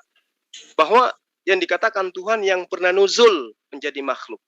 Hatinya tidak bisa terbuka untuk melihat bahwa yang dia lihat itu bukanlah Tuhan, tapi utusan Tuhan. Itu ciptaan Tuhan. Tapi karena hati tertutup, mata hatinya tidak terbuka, maka dia hanya bermata satu. Itu pemahaman saya secara pribadi. Karena itu menyeluruh. Siapapun oknum yang dimaksud Dajjal ini, orang-orang yang hatinya tertutup, itu juga Dajjal. Maka dikatakan kafaroh. Artinya orang yang menutup diri terhadap kebenaran, terhadap kebesaran Allah. Dikiranya Allah itu makhluk, pernah terhina, pernah dibunuh, pernah disalib, pernah diludahin, pernah diseret, pernah disunat. Ya kiranya itulah pencipta yang datang dalam rupa manusia. Menurut saya itulah Dajjal. Berarti bisa dikatakan orang kafir itu Dajjal ya Ustadz ya? Lah iya, memang. Karena Dajjal itu adalah kafir. Di dalam hadis Bukhari misalnya, tidak seorang nabi pun diutus selain telah memperingatkan kaumnya terhadap yang buta sebelah lagi pendusta. Ketahuilah bahwasanya Dajjal itu adalah ahli neraka. Itu buta sebelah, sedangkan Tuhan kalian tidak buta sebelah, tertulis di antara kedua matanya kafir. Itu hadits dan itu sahih. Ya. Selain orang kafir, orang Islam juga bisa dikatakan Dajjal kalau misalnya mereka tidak membuka mata hatinya ya. Siapapun. Ini tidak terbatas kepada orang-orang yang ingkar terhadap Allah saja. Tapi orang yang mengakui Allah tetapi tidak disembahnya juga itu masuk dalam kategori itu. Tahu dia bahwa Allah itu adalah sang pencipta alam semesta. Tetapi hidupnya tidak pernah dituangkan waktunya untuk menyembah kepadanya. Kalau begitu Tuhan gila sembah. Iya, namanya Tuhan memang kayak gitu. Kalau ada Tuhan yang dikatakan Tuhan tapi tidak gila sembah, itu makhluk. Sapi, ada yang menyembah sapi. Apakah sapi pernah gila sembah? Tidak, tetapi ada yang gila sembah terhadap dia. Allah sudah datang kepada Musa, memberikan mujizat yang begitu luar biasa kepada Musa, membebaskan orang-orang ini dari perbudakan berabad-abad namanya. Misalnya kayak gitu. Diperlihatkan mujizat yang sangat luar biasa. Tetapi dia tidak puas. Lagi-lagi dia apa? Memvisualkan Tuhan, membentuk patung dari emas. Kemudian dia katakan, inilah Tuhannya Musa. Coba. Pada masa Abraham juga demikian. Pada masa Adam juga demikian. Pada masa seluruh para nabi, orang-orang senantiasa ingkar terhadap Allah. Maka Allah datang menerangkan dirinya untuk disembah. Itulah wujud daripada kasih sayang Allah. Jadi kalau ada Tuhan yang tidak pernah memerintahkan manusia untuk menyembah dirinya, itu Tuhan yang tidak penyayang, tidak pengasih. Kalau yang namanya Tuhan Maha Penyayang, Maha Pengasih, dia memproklamirkan ketuhanannya kepada semua ciptaannya. Sembahlah aku, sembahlah aku, sembahlah aku. Itu baru Tuhan. Lalu bagaimana dengan iblis yang mengatakan sembahlah aku juga kepada orang-orang terdahulu, bahkan kepada kita manusia yang ada sekarang? Lah, itulah makanya Allah menciptakan akal manusia untuk membedakan mana ajaran setan, mana ajaran yang hak. Jadi Tuhan itu pasti memerintahkan dan memperkenalkan dirinya sebagai Tuhan. Kepada Musa, akulah Tuhan. Katakanlah kepada mereka, akulah Tuhan. Kalau ada yang menyembah selain aku, bunuhlah mereka. Kalau ada di antara mereka salah satu orang mengajak kalian untuk menyembah kepada ilah lain selain aku, bunuh sekampung. Itu baru Tuhan. Tapi kalau ada Tuhan termehek-mehek, letoy, gak pernah menyebut dirinya sebagai sang pencipta alam semesta, lalu ternyata adalah betul-betul Tuhan. Berarti Tuhan itu adalah Tuhan yang tidak memiliki kasih sama sekali. Hanya kasih yang ditempel-tempel. Tapi Tuhan yang benar adalah Tuhan yang mengutus para nabi, Tuhan yang mengutus kitab-kitabnya, Tuhan yang mengutus para malaikatnya. Untuk apa? Untuk menyelamatkan manusia. Kenapa? Karena manusia senantiasa dihalang-halangi oleh iblis untuk menuju kepada Allah. Jadi kalau ada orang yang mengatakan Tuhan kami pengasih, tapi tidak pernah memerintahkan dirinya untuk disembah, itu bukan Tuhan. Ya, itu hantu yang dituhankan. Itu perlu dipahami dengan baik. Tuhan itu tegas. Akulah Tuhan. Tidak ada Tuhan selain aku. Maka sembahlah aku. Nah, itu baru Tuhan. Tinggal sekarang kita cari pembuktiannya. Apakah betul dia Tuhan yang benar? Kan gitu. Saya sederhana gitu. Saya pribadi sederhana. Ketika di hari penghakiman saya dipanggil, wahai Zulkifli, apa kau tidak pernah menyembah Tuhan yang lahir dari rahim Maria? Saya akan menjawab, emang situ pernah ngajarin? Emang situ pernah perintahin? Lu malah perintahin nyembahnya kepada Allah yang tidak terlihat, yang menciptakan alam semesta ini. Salah saya apa?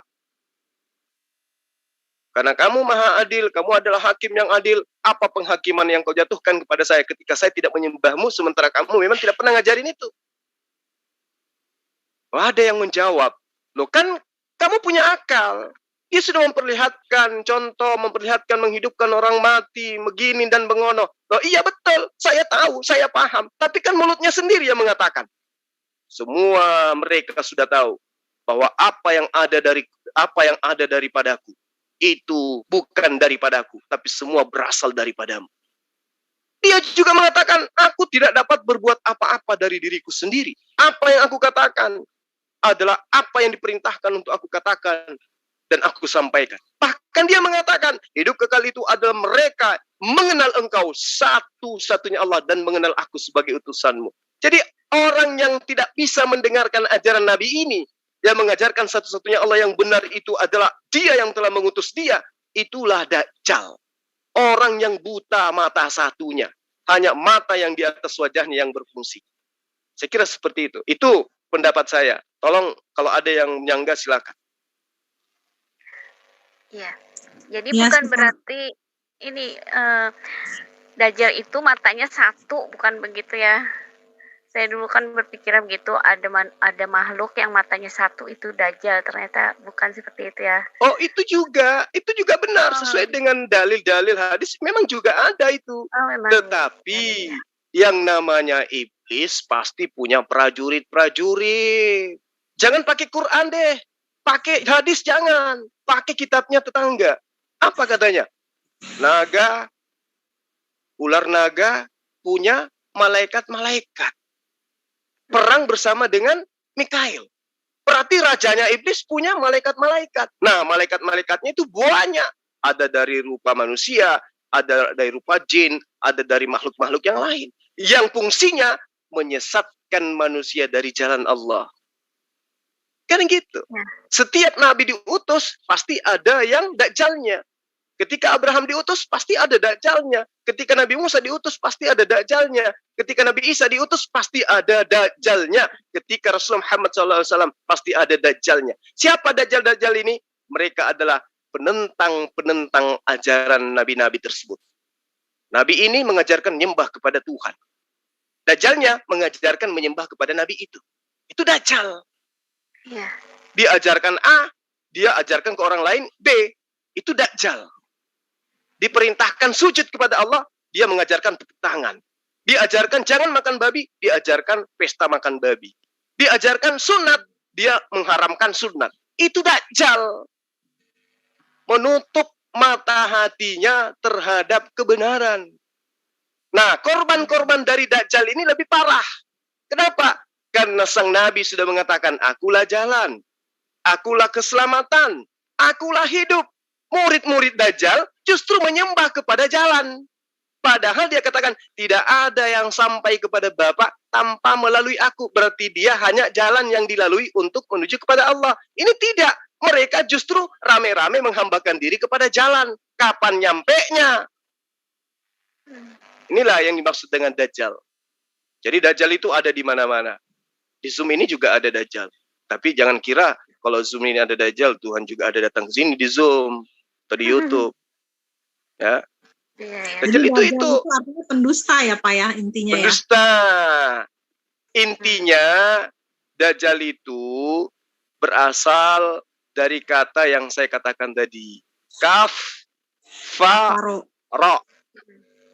3 huruf. Kafaro. 3 huruf. Lagi-lagi kodenya 3. Ya, 3 di dalam 1 dan seterusnya. Kafaro. Kafaro. Dari awal penciptaan Nabi Adam sampai Nabi terakhir Nabi Muhammad SAW, semuanya ada Dajjalnya. Ya. Ada yang mengingkari perintah Allah, jangan kau mendekati pohon ilmu pengetahuan. Kapan kau mendekati, kamu akan mati hari itu juga. Dajjalnya datang, makan. Kalau kamu nggak makan, kamu nggak kekal di sini. Dimakan sama dia. Itulah Dajjal. Pak, sama dengan iblis gitu ya. Pak, saya ada satu pertanyaan lagi nih Pak. Kalau pada saat kan waktu penyalipan itu yang menurut orang-orang Nasrani itu kan Nabi Isa yang disalib. Nah, ternyata kan bukan. Nah, itu pada saat yang tokoh yang disalib ini yang menggantikan Nabi Isa, nah Nabi Isanya itu langsung diangkat sama Allah atau bagaimana itu ya Pak ya? Ada nggak di Quran itu? Kalau dalam Al-Quran jelas ada. Ada ya? Ada dalam surah An-Nisa misalnya, ya kan? Sesungguhnya kami telah membunuh Nabi Isa, kata mereka. Kata Allah, sesungguhnya mereka tidak membunuhnya, melainkan kami mengangkatnya ke sisi kami. Ini saya beberapa malam yang lalu itu kita diskusikan tentang apakah Nabi Isa itu diangkat nanti setelah orang ini bingung, atau mereka ragu-ragu, atau setelahnya atau sebelumnya. Itu dikatakan jelas, padahal kami mengangkat Isa kepada kami. Ya, ke sisi kami, kata Allah. Terus kalau pengertian orang-orang Nasrani itu yang bangkit pada hari yang ketiga itu siapa ya Pak yang dikubur itu ya? Berarti yang tokoh yang disalib itu? Sebenarnya kalau kita ingin jujur mengatakan itu tidak ada yang dibangkitkan pada hari ketiga. Itu hanya meniru-niru ajaran ya, filsafat dari Romawi Yunani. Itu nggak ada yang bangkit pada hari ketiga itu. Ajaran bangkit pada hari ketiga adalah ajaran yang disadur dari ajaran sebelumnya. Pembuktiannya coba kita lihat di dalam Lukas 24 ayat 44. Di sini Yesus lagi-lagi mengatakan ada tertulis di dalam Torah, di dalam Mazmur, di dalam kitab para nabi-nabi bahwa Mesias harus menderita, mati dan bangkit pada hari ketiga di antara orang mati. Sampai ya nyamuk nelan gajah itu tidak akan pernah ditemukan ayat itu di mana tertulis. Nah, kalau kita menggunakan analisa akal, artinya ini adalah dalil yang dibuat-buat untuk mengukuhkan adanya konsep bahwa Tuhan datang dalam rupa manusia, dibunuh untuk menebus dosa manusia dan bangkit pada hari ketiga. Konon ceritanya Yesus berkata, menurut pernyataan Lukas dalam Lukas 24 ayat 44 sampai ayat seterusnya, bahwa Yesus mengatakan ada tertulis Mesias harus menderita, dibunuh, bangkit pada hari ketiga di tengah-tengah orang mati. Tertulis di mana kata Yesus? Menurut penuturan Lukas di dalam karya tulisnya.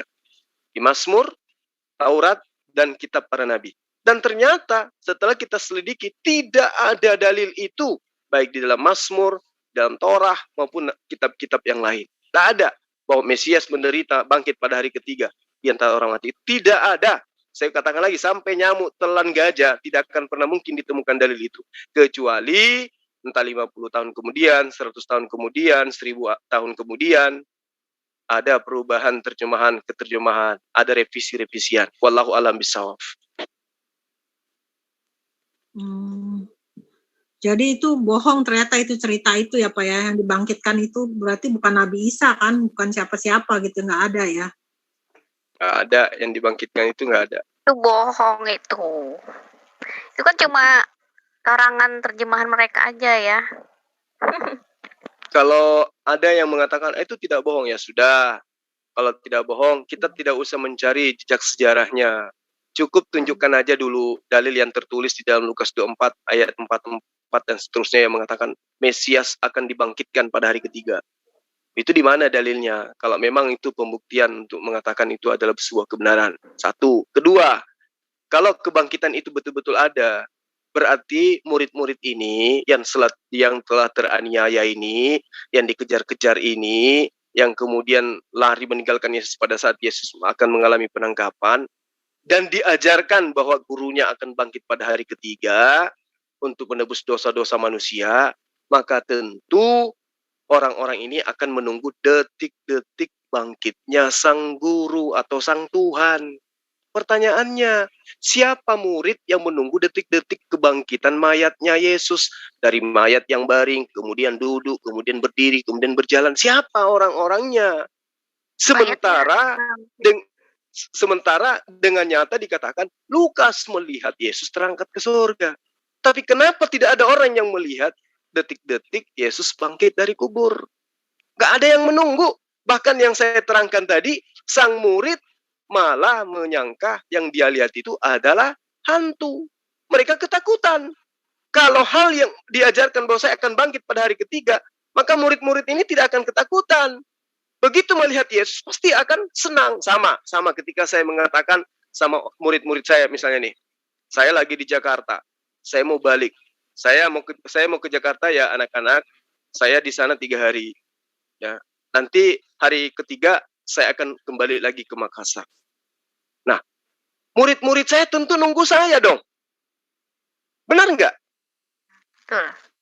Benar. Betul. Dan itu kan peristiwa besar itu.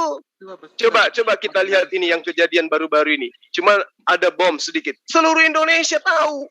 Apalagi ini sosok Tuhan yang mati dibunuh kemudian mau bangkit menyelamatkan dunia loh. Masa nggak ada satupun manusia yang nunggu? Coba. Ya. Ada muridnya pergi jadi nelayan, ada yang macam-macam lah. Begitu giliran muncul saya di bandara, orang pada cuek sama saya. Malah mengira saya hantu. Sakit hati saya, Pak. Bukankah saya sudah ajarkan kepada kalian, hari ketiga saya akan bangkit. Kenapa kalian mengira saya adalah hantu? Malah sang bodohnya saya lagi mengikuti kemauan mereka. Kalau kalian tidak percaya saya ini masih hidup, sini mana ikan goreng. Lihat tanganku, lihat kakiku. Akulah ini, rabalah aku. Untuk apa seperti itu? Kalau memang dia sudah ngajarin, saya akan bangkit pada hari memaksakan ketiga. Kehendak itu. Tapi tidak ada. Cerita ini dibentuk nanti setelah abad ketiga. Cerita ini nanti dibentuk ya setelah ingin memproklamirkan ajaran yang sudah dianut oleh penguasa tanah Israel kala itu. Siapa yang menguasai tanah Israel pada abad pertama, abad kedua, abad ketiga, dan siapa yang membebaskan Israel dari penjajahan Romawi? Ini yang perlu dipahami. Jadi Israel, tempat Yesus mengajarkan tentang ajarannya, itu di bawah kuasa Romawi. Romawi pada saat itu menguasai tanah jajahannya bernama Yudea, tanah Israel, Palestina, Yerusalem. Nah, apakah kemudian Romawi ini yang menguasai kekaisaran Romawi ini tidak mengajarkan konsep pagan ajaran mereka? Layaknya Belanda ketika datang ke Indonesia, apakah mereka tidak mengajarkan ajaran mereka? Mengajarkan. Nah, pertanyaannya, apa ajaran yang dianut oleh tentara Romawi, kekaisaran Romawi Yunani pada saat itu? Apakah ajaran tauhid, ajaran Taurat? Bukan. Ajaran yang diajarkan itu adalah ajaran animisme, ajaran politeisme, penyembahan terhadap banyak dewa-dewa, yang konsepnya konsep logos. Paraksion bertentangan Arius. Ketika Apollo ingin ke bumi, dia ternyata masuk ke dalam rahimnya Parksion yang bertunangan Arius. Kemudian lahirlah Plato. Makanya pada mulanya adalah firman itu bersama-sama dengan Allah. Firman itu adalah himne. Plato itu adalah konsep logos yang dianut, kemudian diajarkan melalui kitab yang konon ceritanya disebut Yohanes supaya dianggap bahwa yang menulisnya itu adalah anak Nikodemus. Itu yang perlu dipahami. Jadi makanya ketika kita mencari benang merah, Yesus ngajarin apa, Kristen lakukan apa, gitu loh. Apa yang mereka jadikan alasan? Oh, itu sudah dibatalkan. Menurut siapa? Menurut Paulus. Menurut siapa? Menurut Lukas. Orang-orang ini yang ngajarin itu kapan bertemunya dengan Yesus? Gak pernah. Tapi ada cerita ketika dia ke Damsyik, mendengarkan suara dari langit. Loh, apa pembuktiannya kalau suara itu adalah suaranya Yesus? Sederhana untuk membuktikan kebohongannya. Akulah Yesus yang kau aniaya. Pertanyaannya, kapan Paulus bertemu dengan Yesus? Kapan Paulus menganiaya Yesus? Itu jaraknya berapa tahun, Mas, itu, Mas? Nggak seberapa lama itu, Bang. Nggak seberapa lama, karena mereka hanya berselisih beberapa tahun antara Yesus dengan Sang Paulus ini. Yang pada intinya, Paulus ini harus bersentuhan langsung dengan murid-murid Yesus. Harus ada penganiayaan. Sebelum nama dia dibawa-bawa kemana-mana, Mesias palsu akan membawa namaku, mengajarkan namaku. Maka ketika ada yang berkata, aku bertemu dengan Mesias di gurun, aku bertemu Mesias di dalam bilik, jangan kau percaya. Sekarang pertanyaannya, siapa yang membawa-bawa berita pernah bertemu dengan Yesus di padang gurun? Iya, nggak ada. Itu tapi analoginya kemarin itu kan sempat sampean singgung masalah itu ya, dengan Pak Apologet itu. Kalaulah itu Paulus berbohong, ini dari Pak Apologet kalau saya nggak dengar, itu kenapa murid-muridnya Yesus nggak menolak? Itu yang aneh bagi saya itu. Kan sudah dijelas. Saya sudah membacakan dalilnya. Bagaimana kemudian Kefas bertentangan, Barnabas bertentangan, Yakobus bertentangan. Bahkan dalilnya jelas mereka berselisih paham. Kan jelas sekali dalilnya di situ saya terangkan semalam. Bagaimana kemudian dia membacakan sendiri. Oh, lalu dia kemudian memberikan asumsi. Mereka tidak bertentangan tentang ajaran Yesus, Pak. Lalu apa? Pertentangan apa? Tentang cincin? Tentang batu akik? Mereka bertentangan. Sampai Barnabas berpisah dengan Paulus. Padahal murid-murid mereka pertama kali disebut di Antioquia sebagai Kristen.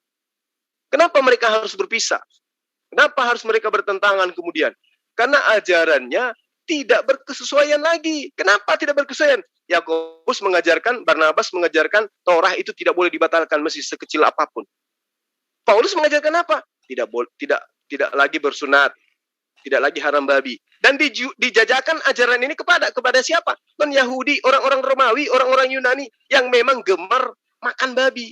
Yang memang mereka ini semua tidak bersunat. Mulai dari kekaisaran sampai kepada prajurit-prajurit semua tidak bersunat. Kalau Paulus mengatakan kalian harus bersunat, mereka tidak akan menerima ajaran Paulus. Kristen ini tidak akan besar.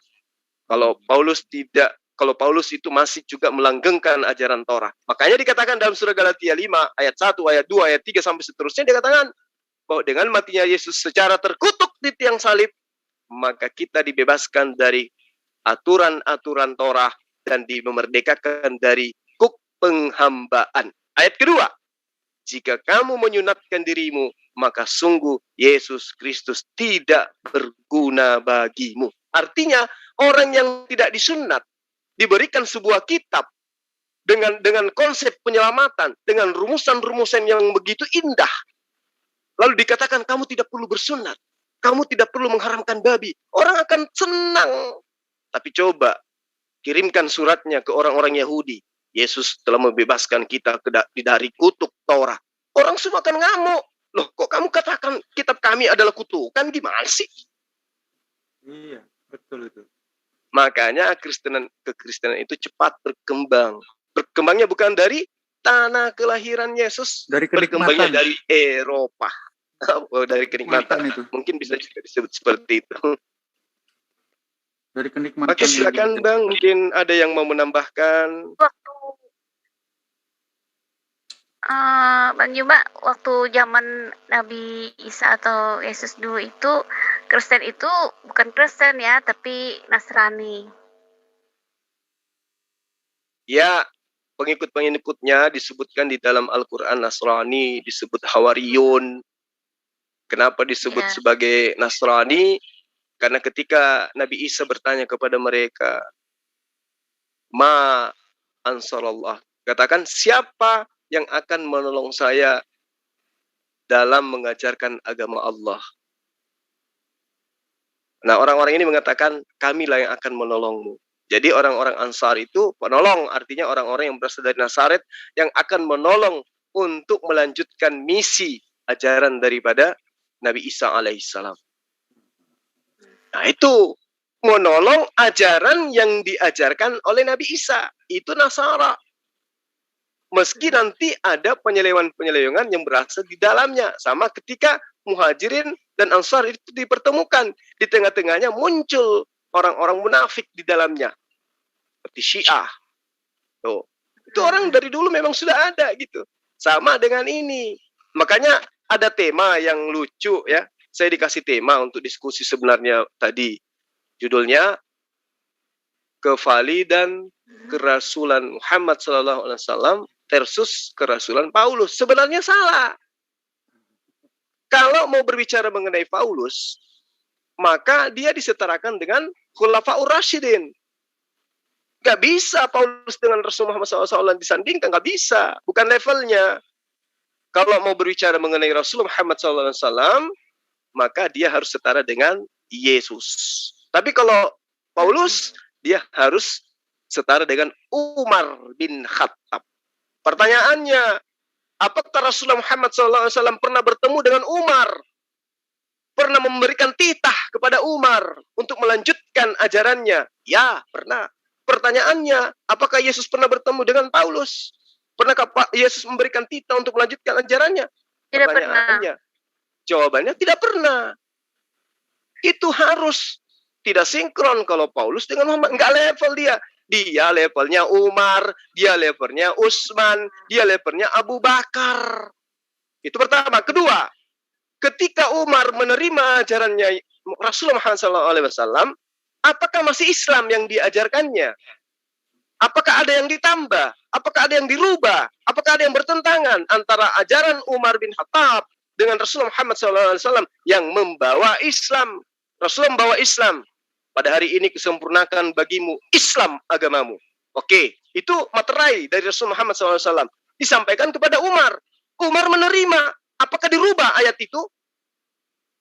Dikatakan la ilaha illallah. Sampai kepada Umar, berubah ayat itu? Tidak. Nah, bagaimana dengan Yesus? Yesus sebagai narasumber. Segala firman yang kau berikan kepadaku telah aku sampaikan kepada mereka. Kalau Yesus masuk dalam jajaran muridnya, berarti mereka di situ adalah Yesus. Pertanyaannya, apakah kemudian titah yang diterima sesuai dengan firman yang Yesus terima, yang kemudian Paulus sampaikan kepada Kristen?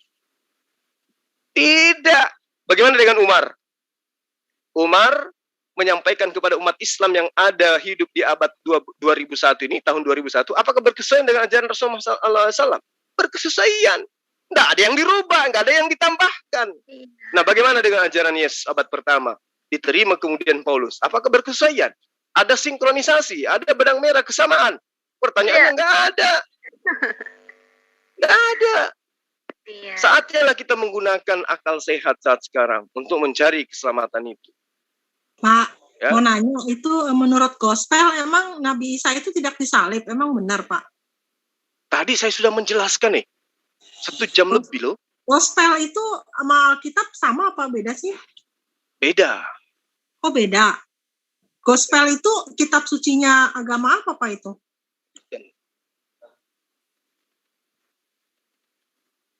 Gospel itu kitab yang berbahasa Yunani. Yang kemudian masuk ke Indonesia, mereka ikut-ikut menyebut dengan sebutan Alkitab. Oh gitu. Padahal harusnya mereka menyebutnya dengan Biblos.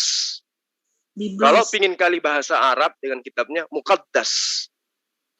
Jangan Alkitab. Karena Alkitab itu adalah stempel buat Al-Quran, buat Torah, buat Zabur, dan juga Injil. Itu Alkitab. Sementara kitab mereka bukan itu. Kitab mereka itu disebutkan di dalam Al-Baqarah ayat 79. Kecelakaanlah bagi mereka yang telah menulis kitabnya sendiri dari tangan mereka, lalu mengatakan itu dari Allah. Itu kitab mereka, itulah yang disebut dengan gospel atau biblos. Tapi soalnya dulu di gereja-gereja gitu mereka pada bilangnya Alkitab sih Pak, nggak pernah bilang gospel. Saya tahunya Alkitab. Orang Nasrani. Jangan terlalu jauh lari ke Alkitab. Mereka menghina Allah, tetapi mereka menggunakan kata Allah dalam kitab mereka. Kalau ditanya, apa dasarmu menuliskan tulisan Allah di dalam kitabmu? Coba, bahasa Yunani untuk kata Allah apa yang sepadan dengan itu? Tidak ada. Tidak ada. Kalau Rab, mungkin Theos, mungkin. Ilah, mungkin Theon. Iya kan? Jadi tidak ada. Allah di dalam bahasa Yunani itu tidak ada. Allah di dalam bahasa Yunani tetap Allah. Berarti kalau kitabnya menggunakan kata Allah, tetap menggunakan kata Allah, maka mau tidak mau dia sudah mengakui bahwa Tuhannya umat Islam itulah Tuhan yang benar. Tapi karena mereka umat terjemahan, mereka menggunakan kata Allah, lalu kemudian mereka mengartikan Allah dan Tuhan dan Bapa itu beda. Iya. Itu celakanya. Jadi jangan kata Alkitab, ya. Jadi Allah Alkitab saja itu cuma 4, ada Al-Quran, ada Torah, ada Zabur sama Injil. Kalau bukan 4 itu bukan Alkitab. Bang Zul, saya boleh tanya enggak, Bang Zul? Boleh. Ini Bang Zul. Ya. Silakan. Kan dari 4 kitab itu ada nabi yang diutus oleh Allah kan? Nah, kalau biblos ini siapa nabi yang diutus untuk memberitakan biblos ini, Pak Zul? Kalau nabi mereka itu yang memberitakan kitab ini jelas salah satunya adalah Paulus. Kisah Para Rasul 3 ayat 1. Itu. Makanya Yesus menerangkan waspadalah. Nah, ini juga bagus, pertanyaan yang sangat cantik ini. Apa itu nabi? Nabi itu adalah orang yang mendapatkan wahyu. Apa itu wahyu? Orang yang mendapatkan bimbingan dari Roh Kudus. Apa itu Roh Kudus? Malaikat Jibril. Apa itu malaikat Jibril? Sosok makhluk berupa malaikat yang ditugasi untuk menyampaikan kalamullah. Apa itu kalamullah? Perkataan-perkataan Allah. Bagaimana dengan Lukas? Bagaimana dengan Markus? Bagaimana dengan Matius? Bagaimana dengan Yohanes? Bagaimana dengan Paulus? Tanya kepada mereka yang mengimani tulisannya mereka sebagai firman Tuhan. Apa yang mereka katakan? Mereka menuliskan dalam bimbingan Roh Kudus. Berarti mereka mendapat penglihatan, mereka dapat petunjuk dari Jibril. Dengan demikian, mau tidak mau, mereka ini adalah nabi. Tinggal kita membuktikan dia ini nabi palsu atau nabi beneran. Makanya Yesus mengatakan di dalam banyak dalil dalam kitabnya, Mesias-Mesias palsu atau nabi-nabi palsu akan muncul dan mereka akan mengadakan tanda-tanda mukjizat. Itu kenapa Yesus mengatakan nabi-nabi palsu? Karena Yesus mengetahui akan banyak orang setelahku yang mengaku mendapatkan bimbingan dari Jibril yang kemudian mereka gantikan dengan Roh Kudus. Paulus menuliskan berdasarkan bimbingan Roh Kudus. Yohanes Roh Kudus, Lukas Roh Kudus, Matius Roh Kudus. Berarti mereka ini adalah nabi. Tapi apakah mereka betul nabi palsu, nabi asli? Tidak. Nah, karena itulah kemudian Yesus selalu menyeru, waspadalah terhadap nabi-nabi palsu yang akan datang kepadamu. Mu adalah murid Yesus. Murid Yesus adalah orang-orang yang hidup pada abad pertama Masehi. Waspadalah terhadap nabi-nabi palsu yang datang kepadamu, murid-muridku yang hidup pada abad pertama, yang hidup bersamaku, yang dikejar-kejar sama tentara Romawi bersamaku. Waspadalah kalian. Waspada kepada siapa? Dengan orang yang menyamar sebagai domba. Domba itu apa? ini adalah julukan bagi Bani Israel. Nah, berarti ada orang yang menyamar sebagai Bani Israel yang masuk ke dalam golongan muridnya Yesus. Lalu dalilnya mengatakan, tetapi sesungguhnya mereka itu bukan domba, bukan muridku, tapi mereka adalah serigala yang buas. Tapi penampakannya menggunakan pakaian domba, tapi isi dalamnya adalah serigala yang buas. Itu yang diterangkan oleh Yesus dalam Matius 7 ayat 15. Nah, apakah dalil ini selesai sampai di situ? Tidak. Matius 7 sampai ayat 23 ini menerangkan hasil daripada penyamaran serigala ini mengakibatkan orang-orang banyak yang menyeru Yesus Tuhan, Tuhan, tetapi Yesus menuduh mereka sebagai pembuat kejahatan. Apa masalahnya?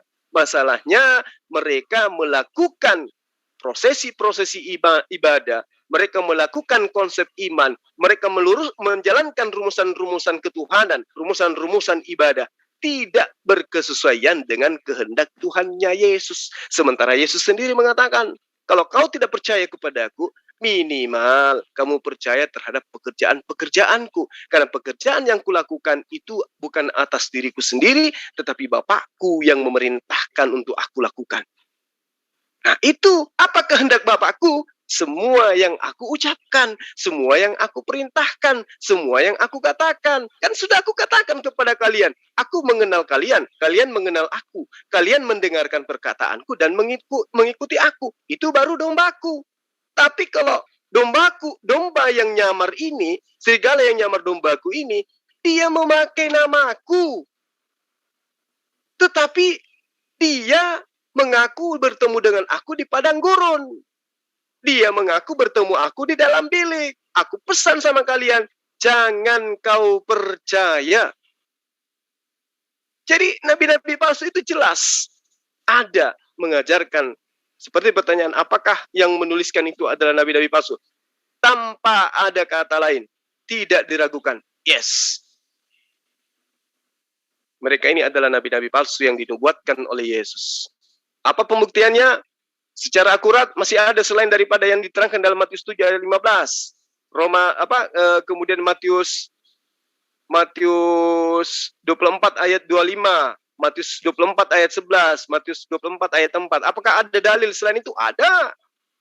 Di mana itu tertulis? Lukas 21 ayat 8 dan seterusnya. Terang sekali di situ. Tidak bisa diragukan lagi. Apa kata daripada dalil Lukas 21 itu? Dikatakan di ayat 21-nya, di ayat 8-nya dikatakan bahwa waspadalah terhadap orang yang akan datang kepada kalian. Kenapa? Orang ini akan menyesatkan kalian. Sebab orang-orang ini banyak, tidak seorang. Ya. Datang mereka dengan menggunakan namaku. Dengan berkata, akulah dia. Dan saatnya sudah dekat. Jangan kamu percaya. Jangan kamu mengikuti dia. Nah, kemudian dikatakan, waspadalah supaya kamu jangan disesatkan. Sebab banyak orang yang akan datang dengan memakai namaku. Siapa ini yang datang kepada orang murid-murid Yesus dengan menggunakan nama Yesus? Apakah Rasulullah Muhammad SAW pernah ke Israel membawa-bawa nama Yesus? Tidak. Lalu kemudian endingnya di mana? Di ayat 12. Apa kata ayat 12? Tetapi sebelum penyesat itu datang, kamu semua murid-muridku yang hidup bersama dengan aku, yang seangkatan dengan aku, ya, akan ditangkap, dianiaya, kamu akan diserahkan ke rumah-rumah ibadat, kamu semua akan dipenjara, kamu akan dihadapkan kepada raja-raja, imam-imam, penguasa-penguasa karena namaku. Apakah ini terjadi terhadap murid-murid Yesus yang asli abad pertama? Terjadi. Siapa pelakunya? Ayo. Yang bertanya tadi siapa? Bang Suhaib ya? Paulus. Bang Rifai? Enggak. Yang bertanya tadi tentang pertanyaan ini, nabi palsu ini. Bang Rifai. Nah, Bang Rifai, saya tanya, ketika Lukas 21 ini menerangkan Di dalam ayat 12, tetapi sebelum semuanya itu kamu akan ditangkap dan dianiaya. Kamu akan diserahkan ke rumah-rumah ibadat, dipenjara, dan kamu akan dihadapkan kepada imam-imam dan raja-raja dan penguasa karena namaku. Saya ingin tanya kepada sahabat saya ini, apakah ini terjadi terhadap murid-murid Yesus? Apakah murid Yesus pada saat itu ditangkap, dianiaya, disesah, ditangkap ya? Iya. Terjadi. Siapa pelakunya?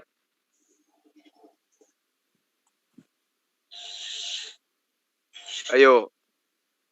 Siapa pelakunya? Yang menyiksa murid-murid Yesus. Gimana? Yang menyiksa murid-murid Yesus, maksud Pak Ustadz iya, ya? Siapa pelakunya? Paulus. Nah, itu. Itu jelas. Berarti yang dikatakan oleh Yesus di dalam Lukas ayat 8, waspadalah supaya kamu jangan disesatkan. Berarti yang melakukan penangkapan ini adalah penyesat. Sebab banyak orang yang akan datang dan memakai namaku. Berarti banyak orang ini adalah penulis-penulis kitab kanonik. Banyak orang. Janganlah kamu mengikuti mereka. Berarti penulis-penulis gospel ini tidak boleh diikuti ajarannya. Lah, tapi ada pertanyaan. Tapi kok Anda membaca kitabnya Lukas, kalau Lukas itu adalah penyesat itu sendiri? Iya, karena Allah itu adalah maha membolak-balikan tipuan para penipu. Pernah baca dalilnya kan? Allah adalah pembalas tipu daya. Jadi mereka ingin menipu, tetapi Allah balas dengan tipuannya. Dengan tangannya mereka sendiri membuka aib mereka sendiri. Itulah fakta kebenaran Allah. Yesus mengatakan, tetapi sebelum semua itu terjadi, kamu akan ditangkap dan dianiaya. Kan dikatakan sini, waspadalah supaya kamu jangan disesatkan. Sebab banyak orang yang akan datang dengan memakai namaku dan berkata, akulah dia. Dan saatnya sudah dekat, janganlah kamu mengikuti mereka. Namun sebelum itu terjadi, kamu terlebih dahulu ditangkap dulu. Jadi ini sudah dibungkus ini. Sudah dibungkus oleh sejarah, histori tidak bisa dipungkiri bahwa nabi-nabi palsu itu antara Yesus, murid Yesus ada di tengah-tengah dia, bukan 6 abad kemudian. Agar dipahami oleh teman-teman, ya, baik yang ada di live comment, bahwa kejadian tentang penggenapan nubuatan Yesus agar waspada kepada nabi-nabi palsu itu sudah tergenapi di angkatannya Yesus itu sendiri. Pada masa Yesus bersama-sama dengan murid-muridnya. Saya kira begitu para sahabat sekalian. Mungkin ada yang mau nambahkan, silakan gantian dong. Langsung malam.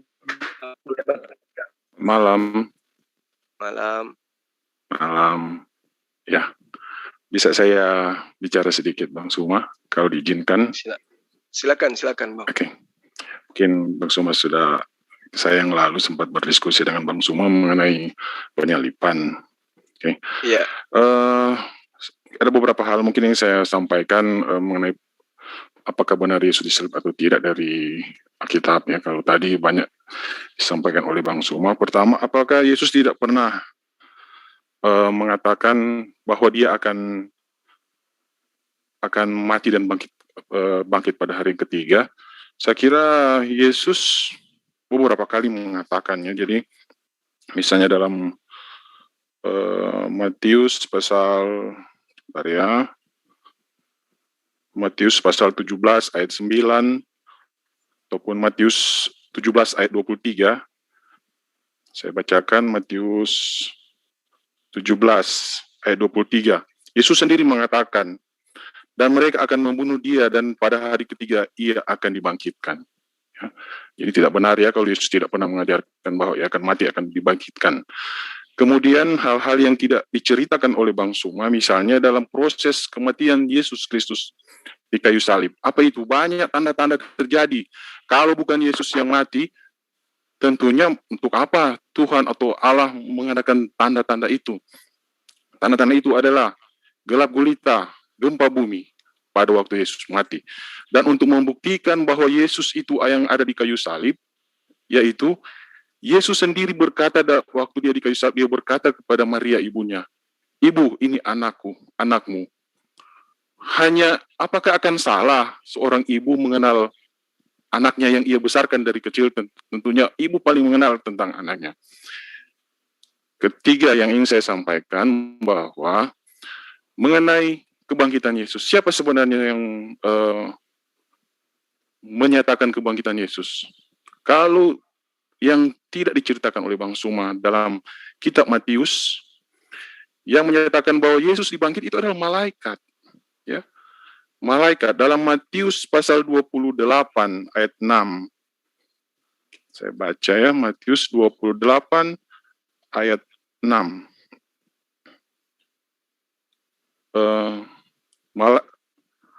Mulai dari ayat 5, akan tetapi malaikat itu berkata kepada perempuan itu, "Jangan kamu takut, sebab aku tahu kamu mencari Yesus yang disalibkan itu. Ia tidak ada di sini, sebab ia telah bangkit, sama seperti yang telah dikatakannya." Oke. Jadi berita kebangkitan Yesus itu datang dari malaikat. Apakah kita tidak mau percaya apa perkataan malaikat? Ya, itu.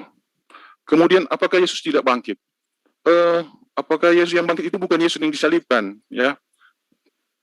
Di situ pernah ada Thomas yang tidak percaya bahwa Yesus itu benar-benar bangkit. Yesus memanggil Thomas dan menyentuh jarinya yang lubang sebagai tempat di mana lubang paku pernah menancap di tangannya. Itu membuktikan bahwa Yesus yang mereka ketemu itu adalah Yesus yang dibangkit. Oke. Kemudian saya ingin menambahkan seperti pernah saya berdiskusi dengan Bang Suma. Apakah sebenarnya Al-Quran menolak kebangkitan Yesus? Ya. Di Al-Quran itu tidak ada cerita memang Yesus dibangkitkan. Tetapi kalau tidak ada cerita dibangkitkan, apakah Al-Quran menolak kebangkitan Yesus? Saya kira tidak ya. Kita jangan, karena tidak diceritakan kebangkitan, kemudian mengambil kesimpulan tidak mengalami kebangkitan. Tetapi, coba kita lihat ya di Al-Quran ya, mengenai cerita mengenai penyaliban Yesus. Ya, penyaliban Yesus itu di Al-Quran hanya ada dalam, setahu saya hanya ada dalam satu ayat saja. Itu dalam An-Nisa 157 yang menceritakan bahwa Yesus diserupakan dengan orang lain. Nah, oke. Nah, apakah ayat ini bertentangan dengan Alkitab? Saya pernah mengatakan bahwa sebenarnya ayat ini tidak bertentangan. Karena kalau kita melihat bahwa di dalam Alkitab, di dalam Injil beberapa kali tertulis bahwa orang-orang Yahudi beberapa kali berusaha membunuh Yesus. Nah, yang diceritakan oleh Al-Quran, inilah percobaan pembunuhan. Alkitab tidak menceritakan ini karena tidak penting untuk menceritakan percobaan pembunuhan. Nah, saya rasa yang diceritakan Al-Quran ini adalah percobaan pembunuhan. Karena di Alkitab dituliskan, orang-orang Yahudi berusaha membunuh Yesus. Karena apa? Dalam Alkitab, yang membunuh Yesus itu bukan orang Yahudi.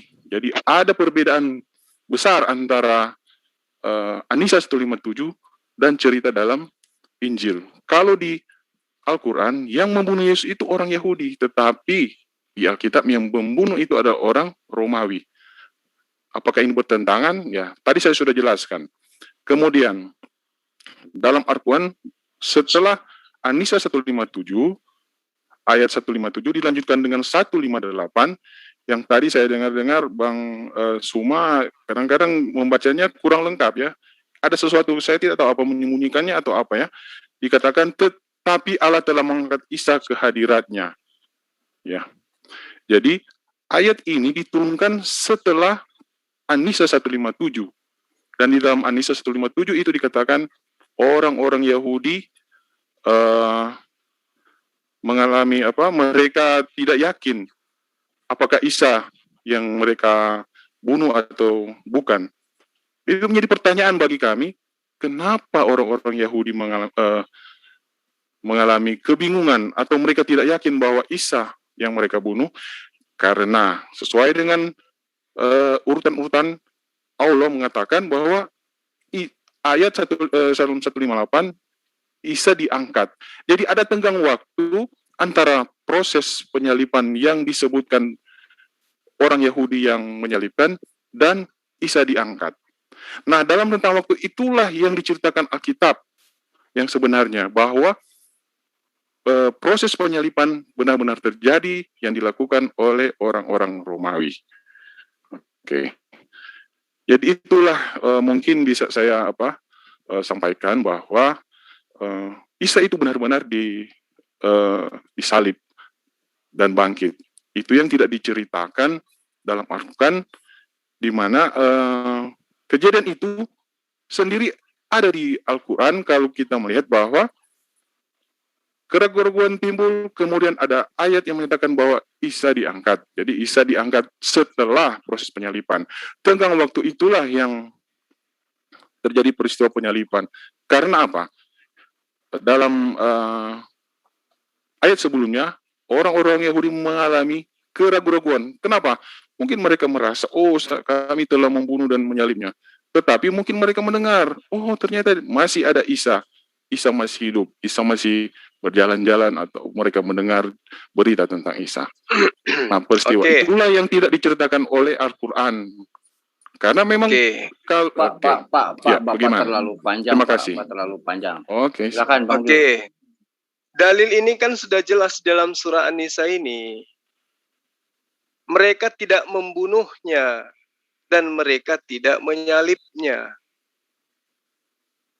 Apa Anda mau membantah? Kalau Anda mau menggunakan Al-Quran surah An-Nisa, di situ sudah dijelaskan. Sungguh, ketika dia mengatakan, sungguh kami telah membunuh Isa. Ya. Lalu kemudian Allah mengatakan, padahal mereka tidak membunuhnya dan tidak pula menyalibnya. Kalau Anda mengatakan bahwa di ayat 158 kemudian baru diangkat, itu salah. Nah, kalaupun saya ikuti tentang pemahaman Anda terhadap terjemahan, maka itu tidak ada masalah. Yang terpenting kemudian Isa itu tidak dibunuh dan tidak disalib. Mau dia diangkat setelah mereka meragu-ragu atau sebelumnya, enggak masalah. Yang terpenting adalah Nabi Isa itu tidak disalib. Nah, coba Anda analisa dengan pemahaman Anda terhadap terjemahan Al-Quran. Juga saya balikkan kepada Anda berdasarkan apa yang tertuang di dalam Lukas 24 ayat 37. Di situ murid-murid Yesus ketakutan, merasa melihat hantu. Coba. Mereka terkejut dan ketakutan karena menyangka mereka melihat hantu. Lukas 24 ayat 37. Tetapi di dalil yang Anda bacakan tadi, ayat 8. Di situ dikatakan bahwa di ayat 9, tiba-tiba Yesus berjumpa dengan mereka dan berkata, Shalom alaikum. Mereka kemudian murid-murid ini mendekatinya dan memeluk kakinya serta menyembahnya. Kalau di dalam Lukas beda lagi. Begitu Yesus mengatakan Shalom alaikum, apa reaksi mereka? Mereka terkejut dan ketakutan karena menyangka mereka melihat hantu. Kalau di dalam Matius, langsung dipeluk kakinya, langsung disembah. Proses ini ada berjalan. Yang mana yang benar kira-kira? Kalau kaitannya dengan Al-Quran, itu sudah jelas bahwa yang disalib itu adalah bukan Nabi Isa. Sesungguhnya, kata mereka, kami telah membunuh Isa Al-Masih putra Maryam, Rasul Allah atau utusan Allah. Padahal mereka tidak membunuhnya dan tidak pula menyalibnya. Kalau Anda memahami, dia terangkat setelah ada proses penyaliban, ya nggak masalah. Yang terpenting yang disalib itu bukan Yesus sehingga menyebabkan mereka ragu-ragu. Bukan Isa sampai mereka itu ragu. Yang kami bantah di sini adalah Nabi Isa disalib. Mau dia diangkat sebelum dan sesudahnya, itu nggak ada masalah. Yang terpenting Nabi Isa tidak disalib. Silakan. Silakan. Begini. Bang Jul, izinkan saya bertanya aja ke Pak Arjuna, boleh nggak? Silakan. Bang Arjuna, sekarang begini. Yang ingin membunuh Yesus itu sebenarnya saya jabarkan aja ya. Satu, iblis. Betul tidak? Iblis ketika gagal menaikkan Yesus, membawa terbang Yesus ke gunung gitu kan untuk menjatuhkan diri, itu salah satu bukti bahwa iblis ingin membunuh dan itu gagal. Nah, dia itu akan berencana lagi untuk membunuh. Itu satu. Terus yang kedua, orang Yahudi juga ingin membunuh Yesus. Betul tidak? Sepakat tidak? Sepakat ya, kan ada dalilnya ya. Nah, di sini sudah jelas yang ingin membunuh itu antara iblis dan orang-orang Yahudi. Nah, pertanyaan saya kepada Anda, setuju Yesus diselamatkan atau setuju Yesus mati di tiang salib? Itu aja. Jawab ya. Silakan.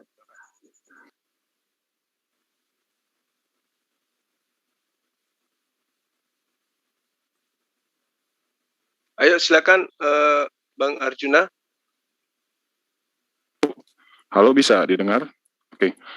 Begini, yang benar adalah Yesus mati di kayu salib, ya.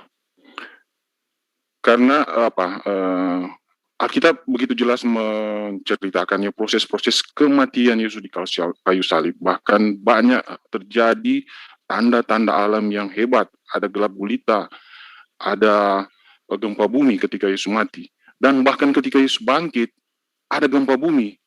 Gempa bumi dulu baru malaikat muncul dan memberitakan bahwa Yesus telah bangkit. Iya. Kalau dihubungkan dengan Al-Quran ya, saya harus berkata begini ya, Al-Quran mengatakan yang membunuh Yesus itu orang Yahudi, tetapi dalam Bible yang membunuh Yesus itu orang Romawi. Jadi ada pertentangan di sini.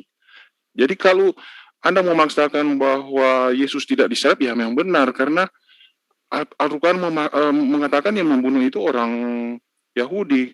Kami juga tidak pernah, Bible sendiri tidak pernah menceritakan, tidak mengatakan yang membunuh itu orang Yahudi.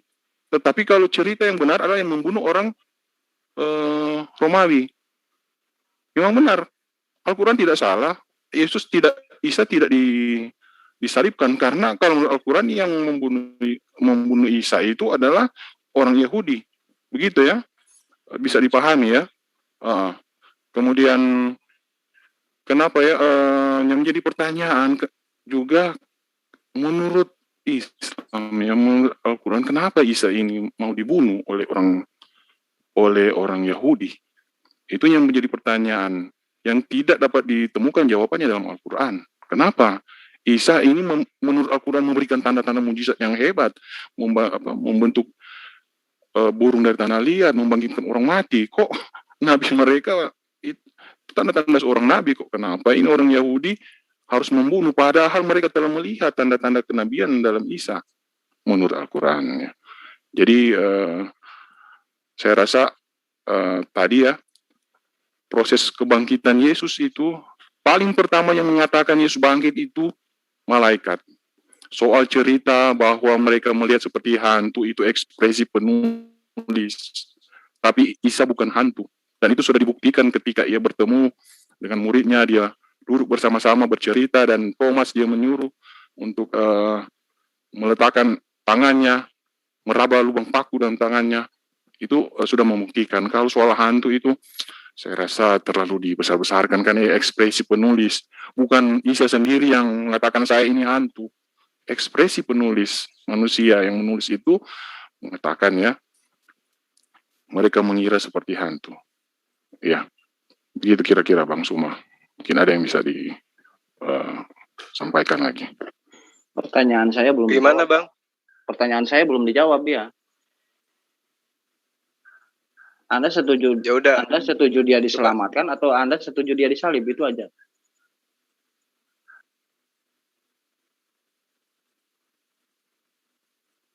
Maaf ya, saya setuju sesuai dengan cerita dalam Alkitab bahwa Yesus itu disalib, bukan diselamatkan. Iya. Kalau Anda kan kalau melihat dari perspektif kacamata Kristen, Anda setuju Yesus disalib, Anda atau setuju Yesus diselamatkan? Saya kan ini sudah berada pada masa sesudah terjadi ya. Mestinya pertanyaan itu ditujukan pada orang-orang di masa itu. Iya, udah. Ya, saya sudah menjawab tadi kan bahwa sesuai dengan iman saya. Saya tanya ke Anda. Iya. Saya tanya ke Anda. Ya kan? Apakah saya kurang jelas bahwa saya setuju Yesus disalibkan? Bahwa cerita itu benar ya? Setuju, bukan Saya setuju cerita benar bahwa benar ya, bukan saya tanya. Iya, pribadi. saya tahu, saya melihat historisnya di dalam Bible. Saya lihat, saya baca historisnya dalam Bible. Memang Yesus itu disalib ya di Bible, ya kan? Anda kan mengkritisi Al-Quran. Al-Quran hanya ingin menyelamatkan nabinya, karena para nabi itu cenderung dibunuh. Satu, Musa dikejar-kejar Firaun. Jadi ajaran-ajaran para nabi itu selalu bertentangan dengan yang ada selalu penentangnya gitu, yang ingin melenyapkannya. Itu salah satu jawabannya ya. Terus saya bertanya ke Anda, dalam perspektif kacamata Kristen, ya, kamu setuju Yesus disalib atau tidak? Itu pertanyaan saya. Itu loh. Silakan jawab. Begini ya, pertanyaan Anda ini memang sedikit apa ya? Saya setuju Yesus disalibkan atau tidak? Saya kan belum berada pada masa itu ya. Mungkin saya kan orang Yahudi. Kalau saya orang Yahudi, berandai-andai kalau seandainya kamu pada saat itu ada di sana melihat Yesus disalib sebagai umatnya, ya, karena pada saat itu umat Yesus itu banyak, hampir ribuan, 5.000 lebih. Ketika dia memecah roti aja itu ribuan umatnya, ya kan? Nah, kalau seandainya pada saat itu dia mau disalib, Anda ada di situ, Anda setuju dia diselamatkan atau Anda setuju dia disalib? Itu, silakan. Begini ya, kalau saya murid Yesus, ya, anggaplah saya murid Yesus. Anda dengar tadi yang saya bacakan tentang ayat itu, bahwa ketika Yesus memberitakan dia akan mati dan bangkit, dalam ayat selanjutnya dikatakan murid-muridnya sedih. Ya, apa artinya? Sebagai manusia, gurunya, mereka tidak mau terjadi hal demikian, ya. Jadi kira-kira Al-Fatih sudah bisa membayangkan ya, sebagai manusia pasti tidak mau Yesus disalib, tetapi Yesus datang ke dunia ini memang untuk menyelamatkan manusia, harus dengan proses penyaliban. Berarti Anda setuju bahwa Yesus turun ke dunia hanya untuk mati atau bunuh diri gitu. Dibunuh diri di tangan orang-orang Romawi. Ingat, pada saat Pilatus menghakimi, ya, Pilatus itu ngotot ingin supaya Yesus dibebaskan, ya kan? Tapi orang Yahudi ngotot juga supaya Yesus dibunuh. Berarti menurut Anda yang lebih berperan untuk membunuh Yesus ini siapa? Yahudi kan? Nggak salah kalau Al-Quran ngomong Yahudi. Karena apa? Skenarionya ini datang dari Yahudi. Silakan Bang Juma, lanjutkan. Ya, gimana Bang? Ada tanggapan? Ya, kalau mau lihat ya, kita harus lihat ya ayat demi ayat. Al-Quran mengatakan yang membunuh itu langsung orang Yahudi, bukan orang Romawi. Ya, saya tidak tahu bagaimana ini maksudnya ya. Apakah dari mana pengetahuan Al-Quran mengatakan bahwa yang membunuh langsung proses penyaliban Yesus itu tidak dilakukan oleh orang Yahudi. Itu dilakukan dari awal orang Romawi. Kan yang berperan dan yang ya. Tetapi sekarang begini. Sekarang begini. Orang Hitler begini. Nanti dulu, Hitler menyuruh kepada tentaranya untuk membunuh orang-orang Yahudi. Menurut Anda, yang lebih dominan, yang lebih berdosa, yang menyuruh atau tentaranya yang membunuh? Silakan. Gini ya, kalau Hitler, Anda menganalogi dengan Hitler. Ingat, pada saat itu Pilatus ngomong, aku berlepas tangan terhadap orang ini. Ya. Ingat, berarti di situ dia berlepas tangan. Pilatus itu siapa? Orang Romawi kan? Tapi orang Yahudi ngotot supaya Yesus disalibkan. Ya kan? Itu aja dulu. Secara garis besar, kita beranalogi, berlogika. Ketika saya tadi ngomong Hitler, ketika Hitler menyuruh untuk membunuh orang Yahudi kepada tentaranya, yang lebih berperan besar, yang menyuruh atau tentaranya yang membunuh? Silakan jawab. Ya begini ya, kalau Anda menganalogikan dengan Hitler itu satu kesatuan ya, dia mempunyai garis komando, jadi dia paling atas menyuruh kepada bawahnya. Kalau orang Yahudi dan Romawi pada masa itu punya posisi yang berbeda antara penjajah dan yang dijajah. Ya, jadi Anda tidak bisa menganalogikan bahwa Hitler yang menyuruh ke bawahannya, dan apakah ini agak muter ya? Kok orang Anda menganalogikan itu agak terbalik. Kalau dalam peristiwa penyaliban itu posisi orang Yahudi adalah sebagai yang dijajah, ya. Iya, kan Dan orang Romawi sebagai penjajah. Jadi tidak nyambung ya. Orang kalau Hitler dia punya garis komando ke bawah. Iya, betul kan ya, Anda iya. Betul. Saya kan sudah membacakan kalimatnya, narasi kalimat Pilatus. Coba baca narasi kalimat Pilatus orang Romawi itu. Dia ingin membebaskan Yesus, itu loh. Sehingga dia berlepas tangan. Aku berlepas terhadap orang ini, gitu loh. Dia mengakui bahwa bahkan istrinya juga sampai entah mimpi entah apa ketika memberitahu kepada suaminya yaitu Pilatus. Ya, berarti orang ini tidak bersalah. Yang ngotot tetap ingin membunuh Yesus siapa? Dan ngotot ingin membebaskan Yesus siapa? Satu, Pilatus ngotot ingin membebaskan Yesus karena Yesus tidak bersalah. Itu di pengadilan. Yang kedua, yang ngotot ingin membunuh Yesus siapa? Orang Yahudi. Dengan memakai siapa? Dengan tangan. Memakai tangan Romawi. Nah, di situ saya menganalogikan kepada Naji itu. Kalau kamu berpikir, kamu sudah ngerti di sini. Gitu loh. Mohon maaf Bang Juma, saya mengkorupsi waktunya. Gak apa-apa Bang. Silakan. Ya, tadi saya sudah bantai ya, kurang tepat. Jangan kalau Anda menganalogikan yang tepat aja ya. Kalau sekali lagi saya katakan kalau Hitler mempunyai satu komando ya, tetapi antara Yahudi dan Romawi itu terpisah. Kedua, yang menjadi pertanyaan saya, kalau memang Anda yakin bahwa orang Romawi begitu peran penting dalam proses penyaliban Isa atau Yesus Kristus, bukankah kalian percaya bahwa Allah itu Maha mengetahui? Kenapa Allah tidak mengatakan saja ada campur tangan orang Romawi di situ? Tetapi dalam Al-Quran tidak ada sedikit pun kata-kata yang mengatakan campur tangan orang Romawi. Tidak ada cerita mengenai Herodes, tidak ada cerita mengenai Pilatus. Kan saya sudah jawab menurut kajian di dalam Alkitab Anda bahwa yang berperan besar itu kan adalah iblis sama orang Yahudi.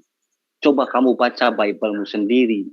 Ya, satu, iblis berencana untuk membunuh Yesus dari awal, dan dia masih merencanakan ketika dia menenteng Yesus naik ke bait hubungan Allah dan naik ke atas gunung untuk supaya menjatuhkan diri. Di situ iblis itu punya rencana ingin membunuh Yesus dan dia gagal karena Yesus tidak loncat, ya kan? Nah, di situ ada lagi narasi kalimatnya. Saya malas buka Alkitab. Ada narasi kalimat iblis itu di situ ada bahwa dia juga akan merencanakan, ya kan? Merencanakan kan? Nah, yang kedua, ketika Yesus berada di dalam bait Allah, ya, terus dia keluar, dia bertemu dengan orang-orang Yahudi. Jelas-jelas orang Yahudi ingin membunuh Yesus, gitu loh. Ingin membunuh Yesus. Berarti di sini ada dua oknum yang ingin membunuh Yesus. Ya, dengan yang ingin membunuh Yesus yaitu orang Yahudi dan iblis. Memakai tangan siapa? Memakai tangan Romawi. Sekarang gua kasih analogi begini. Gua menusuk orang pakai pedang, ya. Gua yang membunuh atau pedang yang membunuh? Yang lebih dominan siapa? Yang lebih dominan, lebih besar gua, pasti disebut di situ di dalam koran atau surat kabar, ya kan, diceritakan. Tidak mungkin pedangnya. Nah, kenapa Al-Quran memakai narasi bahwa Yahudi? Karena Yahudi yang berperan besar. Kenapa Yahudi yang berperan besar? Karena di dalam Al-Quran Yesus atau Isa itu diutus kepada domba atau kepada umat Israel, kepada Bani Israel. Begitu. Kenapa saya bisa ngomong seperti itu? Para nabi itu dibunuh. Rata-rata dibunuh, rata-rata ingin dibunuh. Ini terjadi kepada Yesaya, kepada Yeremia, kepada Yohanes Pembaptis, dan kepada Yesus Kristus. dan itu digagalkan Allah. Pertanyaan saya yang belum terjawab, Anda setuju Yesus dibunuh atau Yesus diselamatkan? Silahkan jawab. Dari tadi Anda muter-muter, jawab. Saya sih bukan muter-muter, saya sudah jelaskan Jawab tadi aja ya. ya atau tidak. Iya, saya sudah jelaskan. Saya ini kalau saya berposisi sebagai pengikut Yesus pada waktu itu, tentunya saya tidak ingin Yesus itu dibunuh, ya. Yesus itu dibunuh atau disalibkan, dan itu terbukti bahwa murid-murid Yesus merasa sedih, ya. Jadi kalau saya ada pada waktu itu sebagai murid Yesus, saya akan merasa sedih. Artinya saya tidak setuju, ya. Nah, kalau bukan murid Yesus, ya orang-orang Yahudi ini yang berniat ingin membunuh Yesus. Berniatnya dalam Alkitab mereka beberapa kali berusaha membunuh Yesus. Dikatakan berusaha membunuh Yesus, mereka pada waktu itu tidak dikatakan mereka menggunakan kaki tangan Romawi. Nanti pada akhir itu ada cerita ada bangsa Romawi yang membunuh Yesus. Oke. Sudah bisa ditangkap ya? Oke, udah berarti begitu juga kami umat muslim.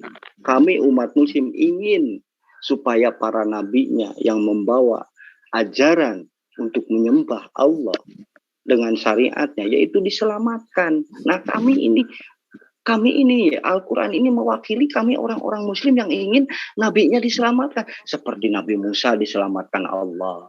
Ya, ketika dia menyeberang ke Laut Merah itu tuh, ya.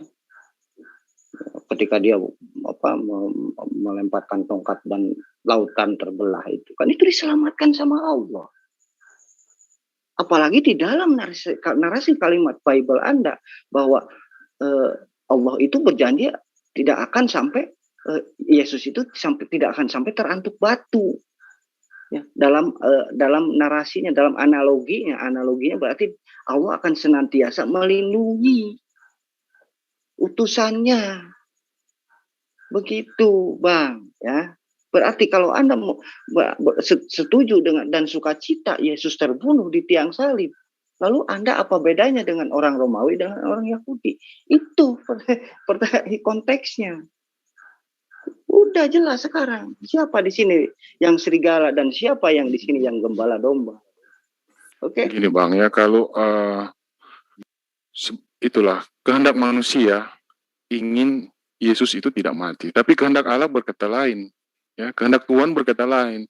Karena memang misi penyelamatan Yesus ke dunia ini untuk menyelamatkan manusia dari dosa, yaitu dengan cara menebus dosa-dosa manusia, dan Yesus harus mati di kayu salib. Itu yang menjadi kehendak Tuhan. Ya, kalau kehendak manusia, siapa yang mau gurunya, ya? Siapa mau gurunya mau dibunuh. Tapi kehendak Tuhan beda, ya. Mungkin itu harus dipahami. Sekarang begini, apakah dengan matinya Yesus di tiang salib itu sudah selesai? Dosa umat manusia sudah dihapus, sudah ditebus sama Yesus. Oke. Jadi begini ya, kematian Tuhan Yesus Kristus di kayu salib itu untuk menghapus dosa manusia dan akibat dosa perbuatan Adam. Karena Adam telah jatuh dalam keadaan dosa, maka semua manusia berdosa dan semua manusia akan dihukum. Dan sebagai penggantinya, bahwa dikatakan bahwa tidak ada satu orang pun yang bisa menggantikan dosanya, baik diri sendirinya atau orang lain. Karena apa? Semua manusia sudah berdosa. Masa orang berdosa mau mengganti dosa orang lain? Maka Yesus harus datang sebagai Tuhan, harus datang sebagai manusia yang tidak berdosa. Hanya manusia yang tidak berdosa yang bisa menebus dosa manusia. Bagaimana sekarang dengan baptisan Yohanes? Oke. Lebih mengampuni. Begini Bang, nanti aja kita kan ini dalam topik ya. Kita kan topik Yesus disalib atau tidak. Kita supaya jangan dulu jauh ke. Anda yang membawa kepada Yesus disalib untuk menebus dosa, ya kan? Ya, sama-sama menebus dosa. Dengan pembaptisan Yohanes Pembaptis, lebih dominan mana? Yohanes Pembaptis dengan baptisannya memakai air atau dengan penyaliban Yesus? Begini, soal pembaptisan itu memang sebelum Yesus datang, Yohanes sudah datang duluan, karena itu harus penggenapan dari perjanjian lama bahwa akan ada lebih dominan mana? Pembaptisan Yesus, pembaptisan Yohanes Pembaptis dengan penyaliban. Ya tentu penyaliban. Kalau Anda baca dalam Injil, Yohanes berkata begini, membuka tali kasutnya pun aku tidak layak. Ya, membuka tali kasut pun aku tidak layak. Begitu. Berarti, jadi Yohanes sendiri sangat merasa bahwa dia tidak ada apa-apa dibanding dengan Yesus. Oke. Berarti dengan penyaliban. Lalu sekarang kenapa orang-orang Kristen pakai dibaptis segala? Kalau nggak dibaptis, masih ada dosanya atau enggak? Oke, baptis itu pertama sebagai tanda bahwa Anda percaya bahwa Yesus adalah Tuhan, ya. Karena perintah baptis itu pergilah dan baptislah. Nggak seperti itu. Mereka dalam nama Bapa, Anak, dan Roh Kudus. Saya membaca Yohanes. Iya. Oke. Kita sudah mau panjang lebar, jadi Anda setuju ya bahwa tadi ada beda cerita ya antara Quran dan Bible. Pertanyaan saya. Itu aja ya. Mau dengan tema aja. lebih meyakinkan mana? Pembaptisan atau penebusan dosa di tiang salib? Itu pertanyaan saya. Anda justru asumsi kemana-mana. Gitu loh. Ya udah imanin aja. Oke, begini ya, saya sedikit ya saya tambahkan soal baptisan dan penyaliban. Ya bagi kita umat Kristen itu suatu hal yang sama ya, karena kita mengenal ada sakramen baptisan dan sakramen perjamuan kudus. Artinya ketika kita melakukan sakramen perjamuan kudus, artinya kita mengingat akan proses penyaliban Tuhan Yesus. Itu adalah dua hal yang sama, ya, baptisan dan penyaliban. Silakan dengan kira-kira puas ya, bisa mengerti maksud saya? Enggak, silakan Bang Juma aja yang inilah. Ini saya enggak enak sama Bang Juma, ini soalnya acara Bang Juma. Enggak apa-apa, enggak masalah. Jadi gini, sedikit saya ambil alih lagi ya, kaitannya dengan apa yang dikatakan dalam Al-Quran tentang orang Yahudi yang menyalibkan. Jadi benar yang dikatakan tadi sahabat saya ya, Bang Ade, bahwa itu jelas sekali diterangkan di dalam Matius 27 ayat 19, kemudian Lukas 23 ayat 14 dan seterusnya. Bagaimana kemudian ketika Pilatus itu tidak menemukan kesalahan pada diri Yesus, kemudian dia lontarkan perintah ini untuk dieksekusi Yesus itu oleh Herodes. Tapi Herodes lagi-lagi tidak menemukan kesalahan. Lalu Herodes kembalikan lagi kepada Pilatus. Lalu kemudian pernyataan daripada istri daripada Pilatus itu mengatakan, jangan berurusan dengan Yesus. Dia ini adalah orang benar. Hari ini aku sangat tersiksa di dalam mimpiku karena dia. Itu perkataan istri dari Pilatus terhadap Pilatus itu sendiri. Sehingga ketika Yesus itu dikembalikan kepada Pilatus, lalu kemudian Pilatus bertanya kepada orang-orang bahwa saya tidak menemukan sedikit pun kesalahan terhadap Yesus, orang-orang Yahudi marah. Dia mengatakan saya tidak menemukan kesalahan apapun pada orang ini. Mendengar itu orang-orang Yahudi itu marah dan mereka bersikeras. Lalu kemudian dia mengatakan, Yesus ini menghasut rakyat dengan mengajar di seluruh Yudea. Awalnya di Galilea dan sekarang sudah sampai ke sini, kata orang-orang Yahudi itu. Nah, Pilatus tidak habis pikir. Melihat kebencian orang-orang Yahudi ini, yang membabi buta ini, di tengah teriakan para imam, kepala, dan pemimpin orang Yahudi, Pilatus bertanya kepada Yesus, apakah kamu tidak dengar betapa banyaknya tuduhan mereka kepadamu? Matius 27 ayat 13. Tapi Yesus diam saja. Ya. Akhirnya apa yang terjadi? Herodes mengembalikan Pilatus juga mengembalikan. Tapi orang-orang ini bersikeras, terpaksa dieksekusilah Yesus pada saat itu. Jadi yang menyebabkan Yesus itu disalib adalah orang-orang Yahudi. Kemudian pernyataan Anda, kenapa Al-Quran tidak pernah menjelaskan tentang alasan daripada Nabi Isa alaihissalam itu disalibkan? Jelas di dalam surah As-Saffat ayat 6. Wa idh qala Isa bin Maryam ya bani Israel inni rasulullahi ilaikum. Lalu apa yang dikatakan? Musaddiqal lima baina yaday minat taurata wa mubasysyiran birasulin. Nah ini, endingnya di sini. Ya'ti min ba'dihi ismuhu Ahmad. Itu endingnya yang menyebabkan orang-orang Yahudi marah, murka besar. Ketika dia mengatakan, aku datang untuk memberitakan kabar gembira kepada kalian tentang datangnya seorang rasul yang akan datang sesudahku yang namanya Ahmad. Ini yang menyebabkan mereka murka. Sudah mereka dituduh, sudah mereka memahami paham bahwa Yesus itu adalah haram, dilahirkan secara tidak sah, datang-datang lagi mengaku sebagai utusan Tuhan. Dia lagi-lagi menambahkan akan datang sosok nabi lagi di luar Bani Israel lagi, namanya Ahmad. Gila enggak? Makanya dia diputuskan untuk disalibkan karena dianggap menyesatkan. Makanya dikatakan, dilaporkan kepada Pilatus bahwa orang ini sudah menyesatkan. Mereka sudah terlalu jauh, mulai dari Galilea ya sampai kepada mulai dari Yudea sampai mulai dari Galilea sampai ke tanah Yudea, dia mengajarkan sesuatu yang menghasut rakyat untuk percaya tentang ajarannya, termasuk yang diterangkan oleh Al-Quran, bahwa dikatakan wa mubasysyiran birasulin ya'ti min ba'dihi ismuhu Ahmad, akan datang seorang rasul setelahku bernama Ahmad. Ini yang membuat murka mereka itu semakin menjadi-jadi.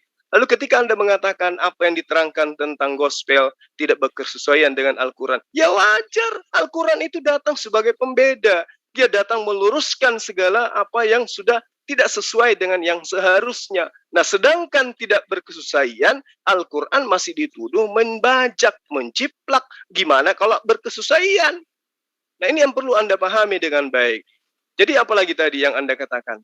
Ada beberapa poin yang saya masuk ke dalam otak saya dan itu tidak sesuai dengan apa yang seharusnya. Jadi ketika Anda mengatakan tadi bahwa Nabi Isa di dalam surah An-Nisa ayat 157 itu orang-orang ragu dan seterusnya. Anda juga harus pahami bahwa tanda ketika Yudas memberikan poin tertentu kepada tentara Romawi, dia mengatakan bahwa di situ Yudas menggunakan ciuman sebagai cara untuk memastikan orang itu adalah Yesus. Itu adalah salah satu poin yang mengatakan, yang jelas dikatakan bahwa Yesus itu memang mampu merubah wajah. Dia berapa kali bersama dengan murid-muridnya, tiba-tiba mereka mencari Yesus, sementara Yesus itu sendiri ada di tengah-tengah mereka. Termasuk ketika dia mengatakan, akulah Yesus dari Nazaret. Kemudian Yudas dan juga tentara-tentara Romawi itu mundur, lalu kemudian terjatuh mendengarkan pernyataan orang yang ada di depan mereka. Kenapa dia terjatuh? Kenapa dia mundur? Mustahil Yudas ini tidak mengenal Yesus, sementara dia itu sudah lama. Siapa yang kalian cari? Kata Yudas dan tentara Romawi, saya mencari Yesus dari Nazaret. Akulah dia yang kalian cari. Nah, itulah bukti bahwa proses ini, kalau Anda mengatakan itu adalah respon daripada penulis, nah inilah buktinya bahwa kitab Anda itu bercampur antara perkataan Yesus dan perkataan penulis-penulis kitab Anda. Sehingga tadi saya mengatakan kepada sahabat saya, kepada saudara Arjuna, ketika kemudian diterangkan bahwa murid-murid di dalam Lukas itu kaget dan mengira melihat hantu, lalu kemudian di Matius 28 justru mereka menyembah dan memeluk kaki Yesus ketika Yesus mengatakan Assalamualaikum. Nah, itu sudah bertentangan, tidak berkesesuaian dengan dalil yang dituliskan Lukas dan juga Matius. Tapi Anda mengatakan itu kan respon, cara ekspresi daripada penulis untuk menceritakan. Ya, itu hak Anda untuk mengatakan itu. Yang paling tidak, saya telah menguraikan bahwa di dalam 1 Korintus dan juga Lukas 20 ayat berapa itu? Saya lupa, ayat 36 apa 26. Di situ dikatakan bahwa kebangkitan itu adalah bangkitnya roh manusia sama seperti malaikat. Sehingga apa yang terjadi terhadap Yesus makan ikan goreng itu bukanlah tidak sesuai dengan proses kebangkitan menurut Lukas 20 ayat 36, 1 Korintus 15 ayat 44. Nah, berkesesuaian dengan Al-Quran, ketika dalil Lukas 20 ayat 36, 1 Korintus 15 ayat 44, dikatakan bahwa kebangkitan itu adalah tubuh rohania, kebangkitan itu adalah sama seperti malaikat, maka apa yang terjadi pada Yesus sebenarnya di dalam Al-Quran juga berkesesuaian kalau Yesus itu belum mengalami kematian. Dia terangkat ke sisi Allah.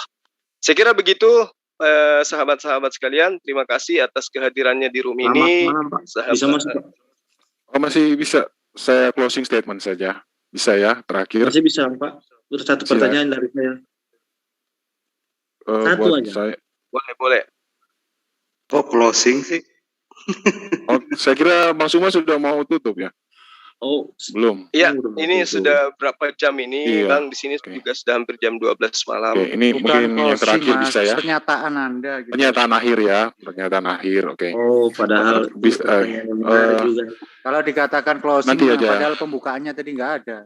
Oh, oke. Mungkin saya salah pilih kalimat ya. Mungkin karena saya dengar Bang Suma sudah mau mengakhiri ya. Mungkin ya, yang saya sampaikan mungkin 1-2 menit, 1-2 menit. Saya sudah tidak akan lagi. Oke, begini. Selesai Bapak bisa ya? Saya ngomong satu kali nggak? Satu pertanyaan aja. Biarkan Mas Arjuna dulu. Biarkan untuk. Iya. Oke, pertama saya mengatakan tadi Bang Suma menceritakan panjang lebar tentang peran Romawi dalam proses penyaliban Tuhan Yesus. Tetapi kenyataannya juga begitu panjang lebar, tapi Al-Quran tidak satupun menyebutkan peranan Romawi di situ. Yang kedua, bahwa Bang Suma tidak bisa lagi menyangkal dan tidak bisa membantah bahwa hal-hal yang terjadi pada proses penyaliban, yaitu ketika Yesus mati begitu banyak tanda-tanda alam ya, kegelapan, kemudian gempa bumi. Tidak terbantahkan juga ketika Yesus disalib, Yesus mengenal ibunya. Ya, Yesus mengenal ibunya ketika Yesus disalib. Yang ketiga, ketika Yesus bangkit, bukan murid-muridnya yang mengatakan dia bangkit pertama kali, tetapi malaikat Tuhan yang mengatakan, jangan kamu cari orang yang di sini bahwa dia telah bangkit. Ingat ya, malaikat Tuhan yang mengatakan Yesus bangkit. Oke, kira-kira ini yang saya dari tadi tidak melihat bahwa bisa membantah perkataan malaikat, keajaiban alam ya yang terjadi, dan hubungan antara ibu dan anak ketika Yesus disalibkan. Itu betul-betul nyata bahwa hal-hal itu terjadi dalam Alkitab. Gempa bumi, bahkan ketika Yesus bangkit juga Yesus. Baik, ya, nanti gitu. sahabat Arjuna kita jadwalkan aja, kita head to head aja supaya puas gitu, kita tuntaskan masalah ini. Kenapa? Karena tadi saya sudah membantah, mau Anda mengatakan malaikat atau apapun itu, yang pasti Yesus mengatakan tanda Yunus. Tanda Yunus berarti dia tidak mati. Saya sudah menceritakan, begitu sabar saya menceritakan Yesus dikubur, Maria datang ingin meminyaki mayat pada hari ketiga. Tapi yang tidak diceritakan tadi bisa nggak tentang malaikat ya, malaikat yang bertemu dengan Maria dan gini, Mas Arjuna, lebih baik ini kan kajiannya Mas Zuma, lebih baik kalau masih ingin menjelaskan ayat saya sudah berhenti ya. Bukan begini maksud saya, kalau mau berdiskusi head to head, nanti kita atur lagi acaranya, jadwalnya ada, jamnya ada, timernya ada, COS-nya ada. Hari ini kan kajian nggak ada timernya kan, nggak ada moderator. Saya juga tadi memberi. Jadi kalau Mas Arjuna masih berkeinginan untuk menjelaskan agamanya atau keimanannya, nanti hubungi tim kami akan menjadwalkan dengan tema yang kita angkat. Apa tema? Betulkah Yesus itu disalib atau tidak? Nanti kita buat tema. Nanti hubungi tim kami ya. Atau kalau perlu tinggalkan nomor teleponnya. Biar tim kami akan mencatat dan menghubungi dan menjadwalkan waktunya. Jadwalkan dengan saya. Berani nggak? Halo Pak. Minta maaf ya karena kesibukan saya. Kadang-kadang saya kebetulan. Jadi kita lebih fokus. Jadi nggak kayak begini. Jadi kita lebih fokuskan. Saya tidak mempermasalahkan. Bukan masalah mempermasalahkan. Kalau kamu punya keimanan, harusnya kamu bisa membantah dan menerangkan dengan baik. Ya, saya sudah membantah tadi ya. Iya, membantah tapi tidak bisa dibantah. Perkataan malaikat tidak bisa Jadi sesi dibantah. ini kan sesi Bisa saya mengalir masuk nggak? saja. Bentar. Alangkah indahnya, alangkah eloknya kalau Arjuna menghubungi tim kami dan kami akan membuat jadwal. Dan itu kita akan live-kan. Biar keterangannya dari Arjuna ini bisa dipahami oleh baik orang Islam maupun oleh orang Kristen. Masalah siapa yang menang, yang kalah itu tidak ada di sini. Yang menang, yang kalah itu di luar sana loh. Kita mengedukasi netizen di luar sana. Biarkan mereka yang menilai. Di sini kita cuma sebagai penjabaran atau bukan sebagai narasumber. Bagaimana? Nah, Arjuna bisa tinggalkan nomor teleponnya biar nanti kalau ada jadwalnya enak. Oh, untuk tawaran ini saya kira saya belum bersedia aja ya. Kira-kira bisa menghargai keputusan saya. Oke, baik. Saya akhiri untuk materi dari saudara Arjuna di dalam kajian Anda yang mengatakan Yesus datang atau endingnya kedatangan Yesus itu adalah untuk menebus dosa manusia. Saya hanya ingin menerangkan sedikit di dalam Matius 27 ayat 50 sampai 54. Sebelum Yesus itu bangkit di hari ketiga, itu terjadi gempa bumi yang Anda ceritakan tadi. Nah, pada saat terjadi gempa bumi, kuburan-kuburan terbuka dan banyak orang kudus yang bangkit dari kematian lalu berjalan masuk kota Yerusalem. Ini Yesus belum menebus, tapi orang-orang kudus ini bangkit lebih duluan. Yesus masih ada di tiang salib, tapi orang-orang kudus ini sudah bangkit. Ini orang kudus bukan orang kudus yang ada di Jawa, tapi orang kudus yang dimaksud sini adalah orang suci. Orang suci yang dimaksud sini adalah orang yang tidak punya dosa. Artinya, tanpa penebusan dosa pun, orang-orang yang terdahulu sebelum Yesus bangkit itu sudah kudus duluan. Jadi itu terbantahkan. Nah, itu untuk sementara. Nanti kalau Anda mau bantah lagi, nanti di sesi berikutnya. Tadi ada yang mau bertanya, silakan. Iya, saya Pak. Ya. Monggo, Mas. Silakan, Mas Elon. Dibuka mute-nya. Loh, ini piye toh? Udah dikasih kesempatan malah diem. Dibuka, Mas, mic-nya dibuka. Mic-nya dibuka. Halo, Pak. Nah, begitu dibuka dong. Oke, Pak. Ya, gini. Tadi sesuai dengan seluruh jalannya proses debat. Bukannya debat sih, ini diskusi namanya ya. Ya, saya lihat Pak tadi ada sampaikan bahwa posisi Yesus disamakan dengan Nabi Muhammad gitu kan. Ya, bukan disamakan seperti Paulus ya. Ya, kalau nggak salah di situ. Benar Kak? Ya, pertanyaan saya, jika posisi Yesus disamakan seperti Muhammad, kenapa Allah mengizinkan Muhammad mati karena racun? Tetapi Allah mengizinkan Isa itu ke surga. Muhammad, itu saja pertanyaan saya. Terima kasih. Ini informasi salah ini. Silakan Mas Juma, tentang Nabi Muhammad diracun itu banyak itu isu-isu yang beredar itu. Oke, jadi hebatnya di sini dari pertanyaan Anda yang ingin saya sampaikan bahwa ketika Yesus itu bisa membangkitkan Lazarus, ya, Lazarus di situ masih utuh badannya, belum direbus. Kalau Rasulullah Muhammad SAW, hebatnya dia mampu membangkitkan tulang kambing yang sudah direbus dan tulang kambing itu berbicara. Luar biasa bukan? Itu satu.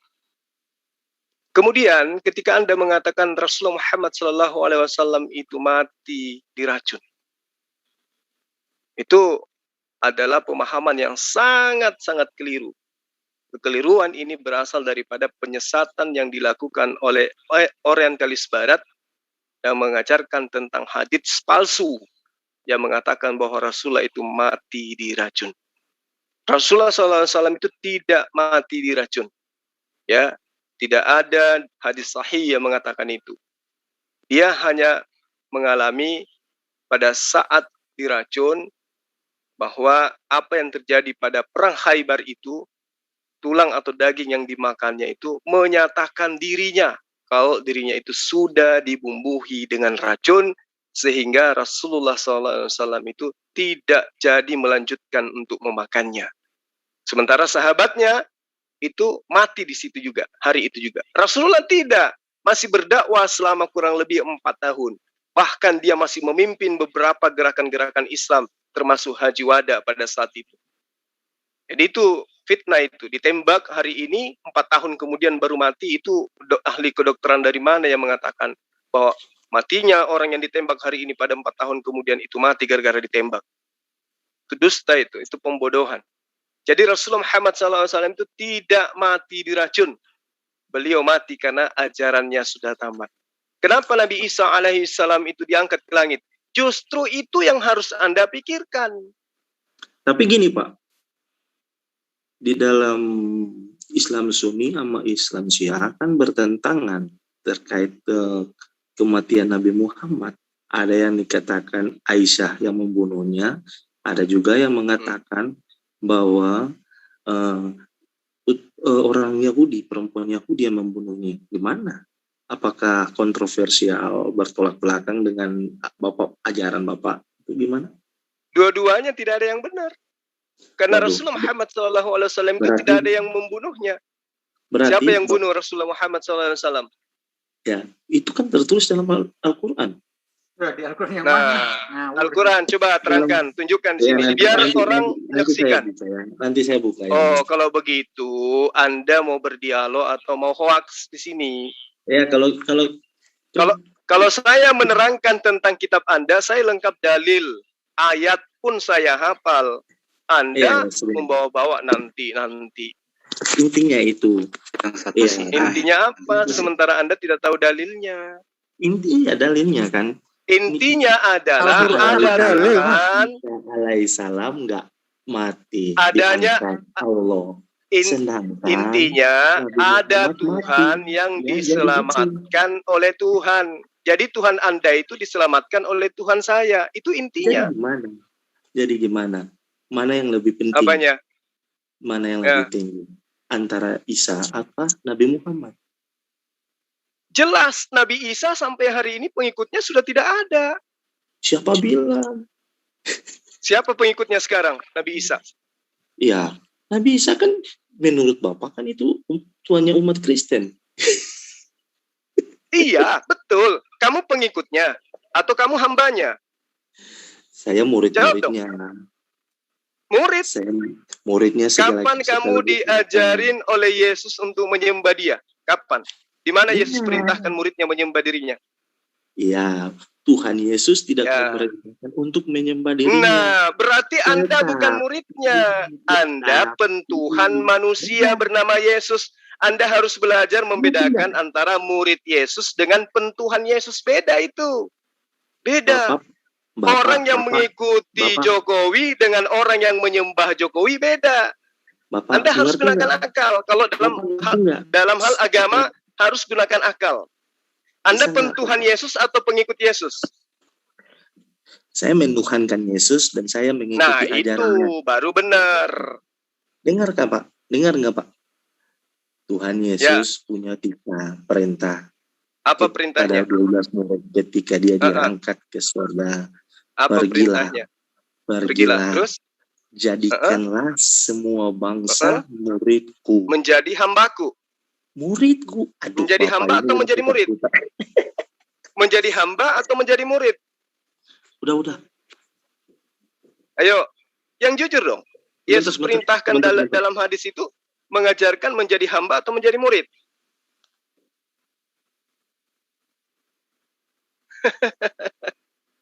Ya, ingat Mas, kalau gigi belum tumbuh, jangan mempermalukan agamu sendiri loh. Ya, kalau gigi belum tumbuh, jangan pernah coba makan jagung. Oke? Kabur ya? Karena gusimu nanti berdarah. Bang Juma saya kenal itu dia. Enggak, barusan Bang Juma saya dengar gini. Yang satu kok Sunni sama si A. Nah itu si ya. Kita semua jalan-jalan. Bang Juma. Kang Jul. Gimana? Halo? Iya, saya tadi mohon maaf, saya merasa bersalah, bener. Apa tuh? Iya, saya bersalah mengganggu waktunya Kang Juma gitu loh. Aduh, enggak Mas. Lah, enggak, sama sekali enggak. Malah menolong saya malah. Karena saya sebenarnya udah ngantuk kali. Ya udah, kita hormati. Bang, itu malah udah ilmunya berapa mantap jam. kali. Makanya saya tinggal membumbuhinya aja. Udah benar itu tadi. Dia jadinya apa? Sesak napas kan? Benar. Karena apa yang abang lontarkan itu semua kena pada ulu hati, jantung sampai ke anus malah.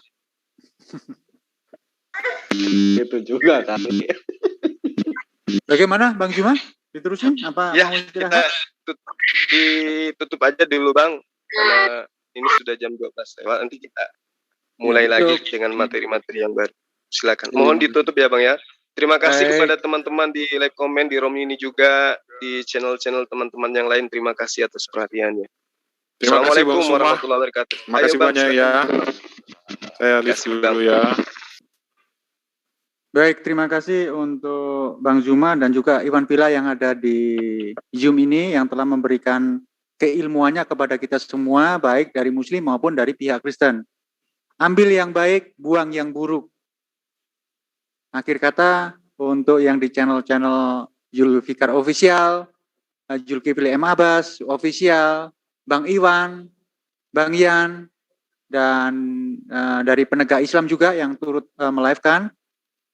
Sekali lagi saya ucapkan terima kasih dan jangan lupa selalu stay tune di channel kita masing-masing, ikuti kajian-kajian dari Ustadz Juma untuk mempertebal keimanan kita, dan jangan lupa selalu kunjungi channel-channel Muslim. Kita nggak usah mengunjungi channel-channel sebelah, karena di sana kita jadi sakit hati, tidak ada manfaatnya. Kalau yang sudah subscribe, tolong unsubscribe.